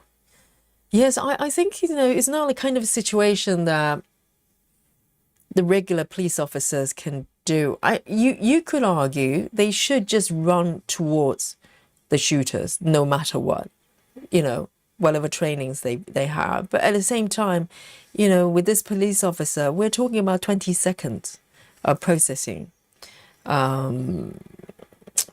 And also, it turned out there are a lot of communication problems, just like the Scott Peterson case. A lot of information was not delivered to all the police officers at the right time. And that's the hardware infrastructure issue there. And so, you know, no one is saying that that was an ideal operation.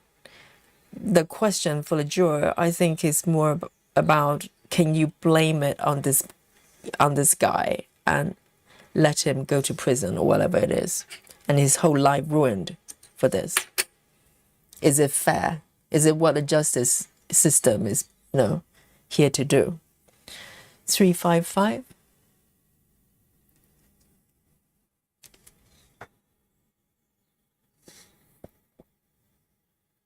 Solar winds here in the USA. We can't watch the trials on TV that I know. Let me know if anyone knows of a channel.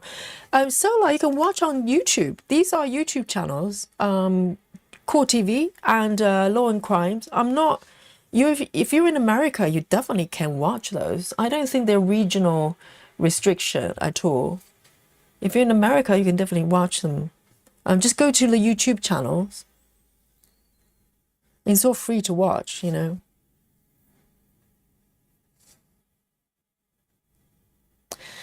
Chelsea says the Idaho one was streamed and she defended herself and she was so rude to the judge. I think she's mentally ill. I think Chelsea's referring to the Lori Vallow. I think she's mentally ill in a different way because sometimes people, when people are mentally ill, they behave irrationally, you know, it's like erratically. And her manners is that delusion of belief, whatever it is. I'm not even sure she's really believing what she's saying. I think she probably has to do that in order to, you know, breathe, you know. But yeah, that case is a pretty, I think there are two trials. The second one, it was, but I think I just lost interest because she's clearly very messed up, very messed up. Chelsea says, I watch hidden true crime. There are a lot of, you know, quite a lot of true crime channels out there.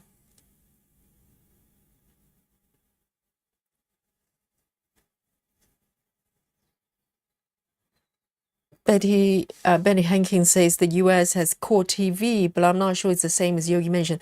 I don't watch TV. You can watch it on YouTube. It's the same streams that you can watch worldwide.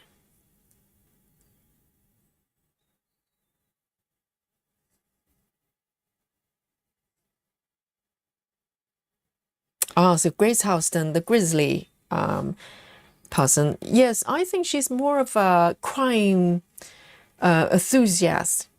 She's not a lawyer, is she? I don't think she has a legal background, but yes, I'll definitely check her out as well.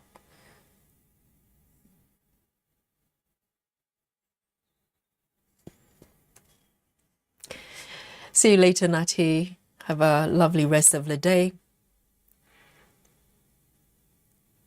Yes, it's all on YouTube. It's all on YouTube. So it's the same for everybody.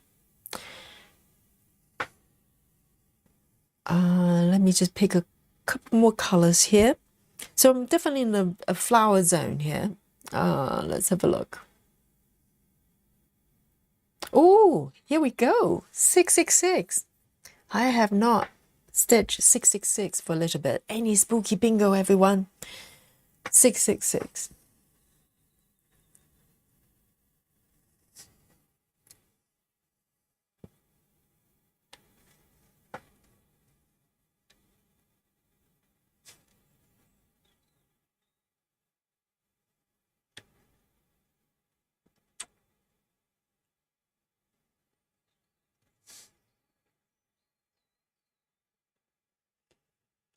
And the one Grace Houston mentioned, the au pair one, is really weird as well.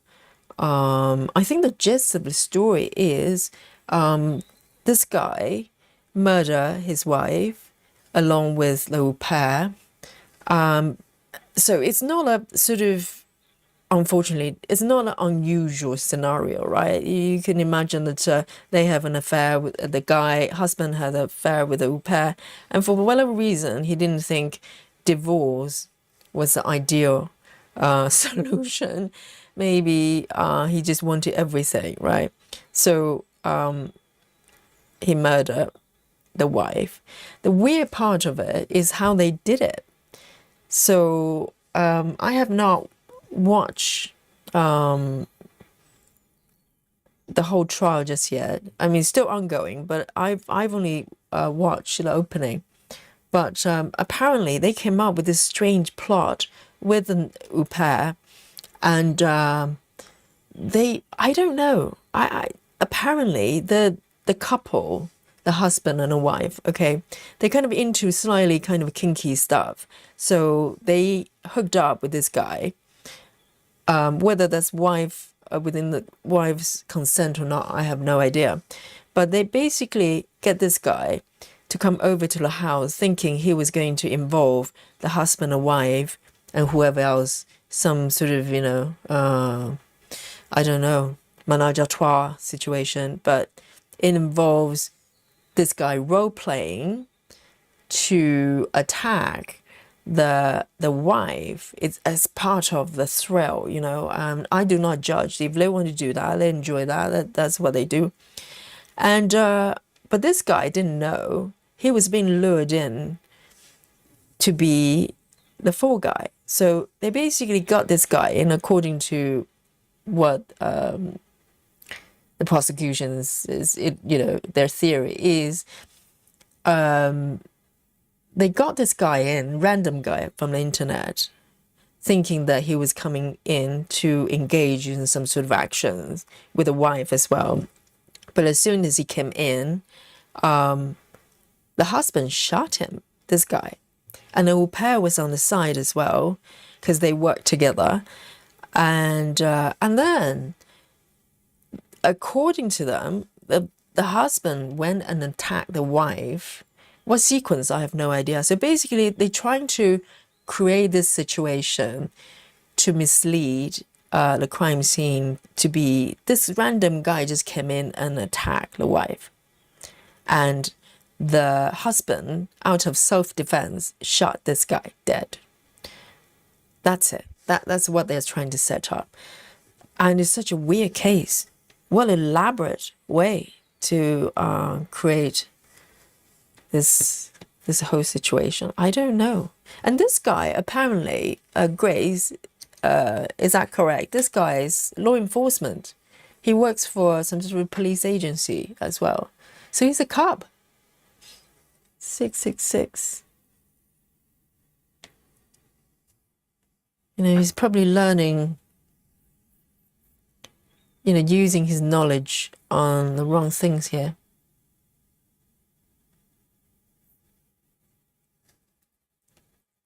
All right. Let me see if I can pick out a couple of other colors. It's a little bit confetti here, but I'm really keen on getting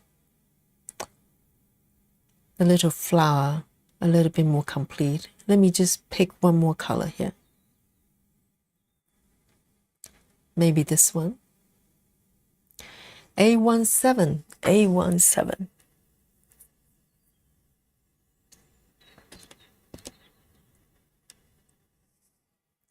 There's some bizarre cases. Grace says, no, the wife didn't know anything. It was the husband and the au pair that set up the account. Right, the wife's name pretending to be her. That's even worse. Because originally I thought maybe they were engaged in some sort of, kinky stuff anyway. The wife was misled to think that it was going to be just one of those, activity. And sounds like the wife didn't even know. So the problem with that is it involves so much planning that it's impossible for the defense to go, well, it was the spur of the moment decision. It cannot be, because it's just so much planning. So I definitely will go back and catch up with that one. Sometimes you just think, well, what are they thinking? Why did they think it was going to work out better than just getting divorced,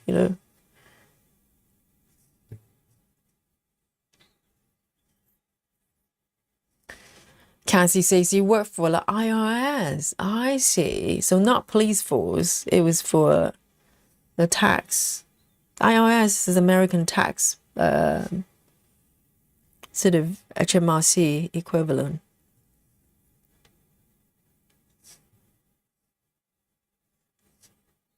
Well, clearly he's cunning.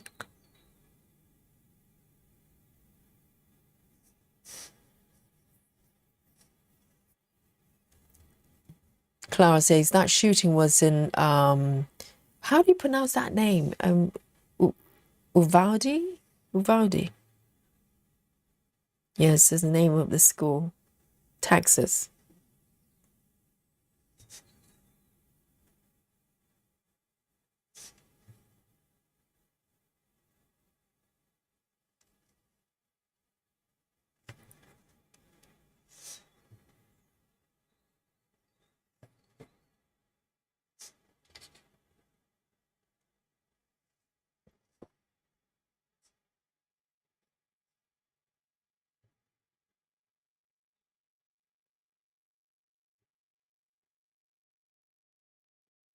Solomon says, has anyone watched Homicide Hunter with Joe Kenda?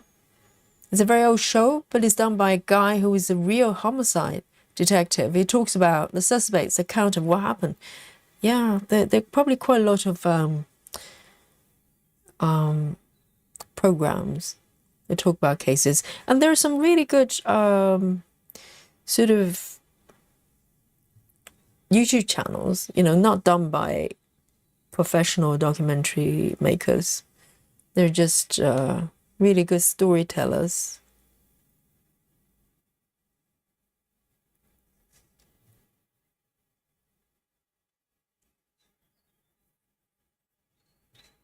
Internal Revenue Service. So it's a bit like a HMRC over here.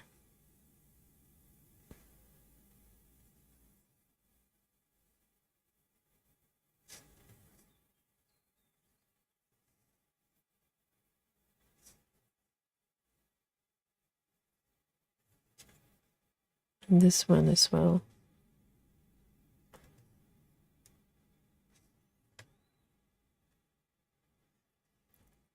Here we go.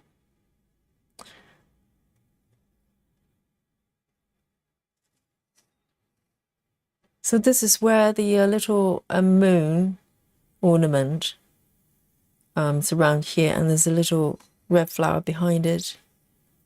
It's really pretty. See, I'm totally sidetracked. I was going to do the moon, and now I'm stitching the flower.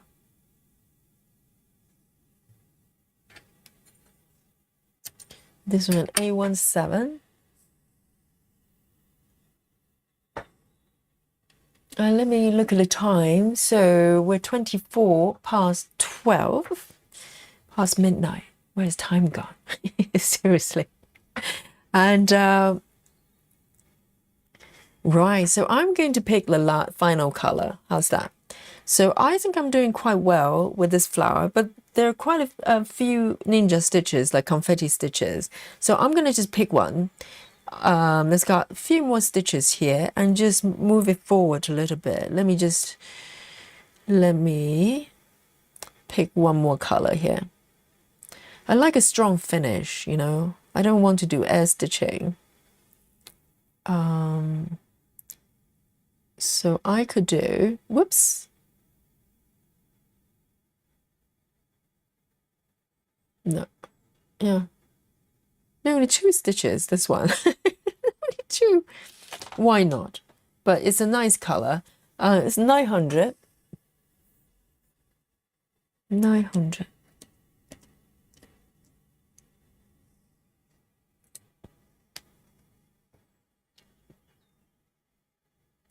Lona says, you saw a squirrel. Did I see? Is there a squirrel in this piece, I wonder? Maybe there is, because there's so many hidden things, you know. Until I started stitching, I didn't know there was a bumblebee in this piece. And I didn't know there was a moon face in this piece. So maybe there's a hidden squirrel there. All right then, so the final 2 stitches, and I am going to give you a quick recap and also reveal my stitch count. Okay, so let me just do this final one. It's a lot of stitching today.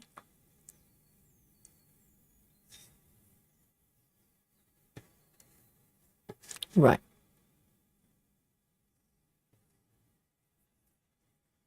Janine says that small flower is coming right along. See, Janine, you can be supportive rather than going, hey, Yogi, are you going to throw that little red flower in the bin? Oh, yes, I know. It's a little flower there. And I really enjoyed the last one as well. And I've added some background there. So it's coming along really nicely. Because this area has got some really dark background here. So it's quite nice to stitch, just strong colors. 900, 900, 900.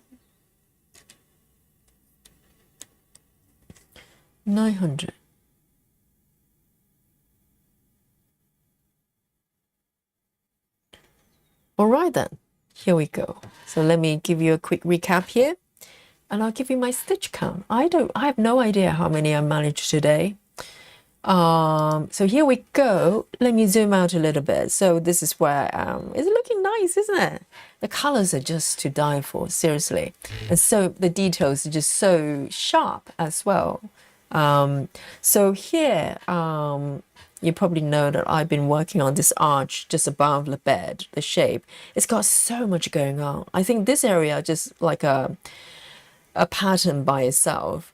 And so last time, moving down from Bumblebee, my goal was to start to move down this area. It's got a lot of like ornaments and some background around this archway as well. And I think I'm doing really well. Last time I managed this orange flower, but today I'm officially in the moon zone. Okay, this is where the moon is. And behind it, I found a little red flower, so I had to get to that because it's just so inviting. And I think it's going really well. It's really, really beautiful. Okay, and let me bring up the art view here so you know exactly where I am. So here we go.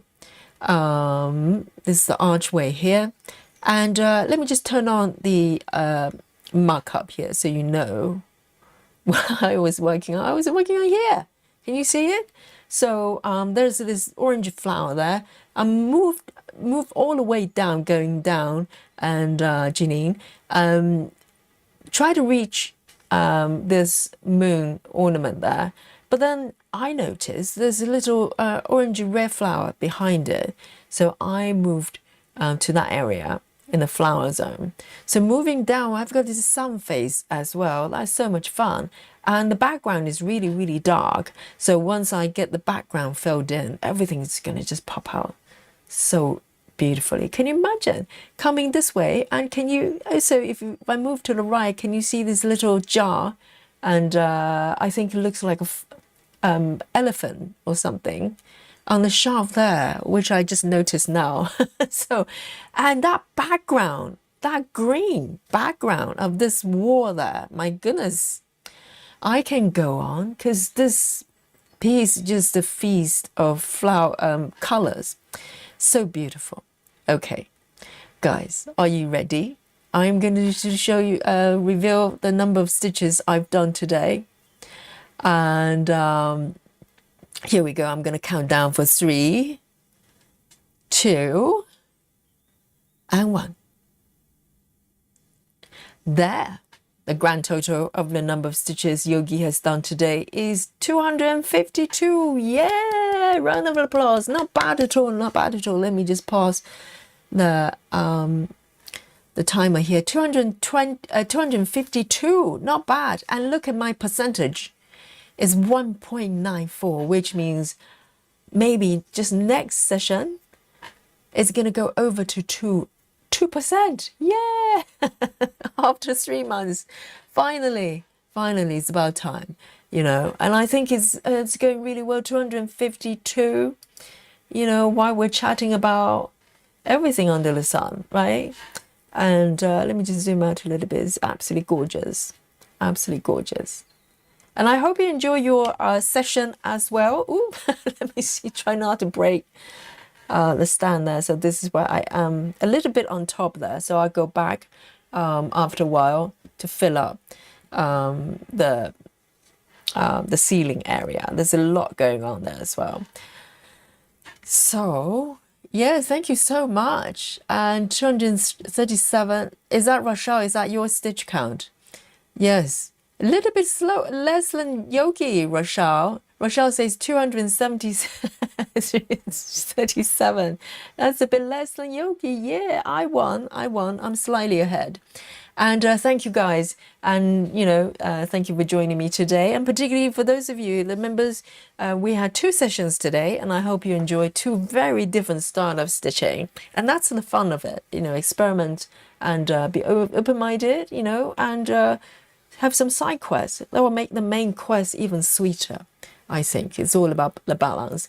So tomorrow we're back here for a little bit of a Sunday stitching, you know, nice and easy here. And so this is 12:30 Well, 32 past 12 midnight, and Yogi signing out from the sleepy London town. And I'll see you tomorrow. Enjoy the rest of your day. And we'll catch up for a spot of stitching and chat. Okay? So until then, nighty night. Night night. Bye bye.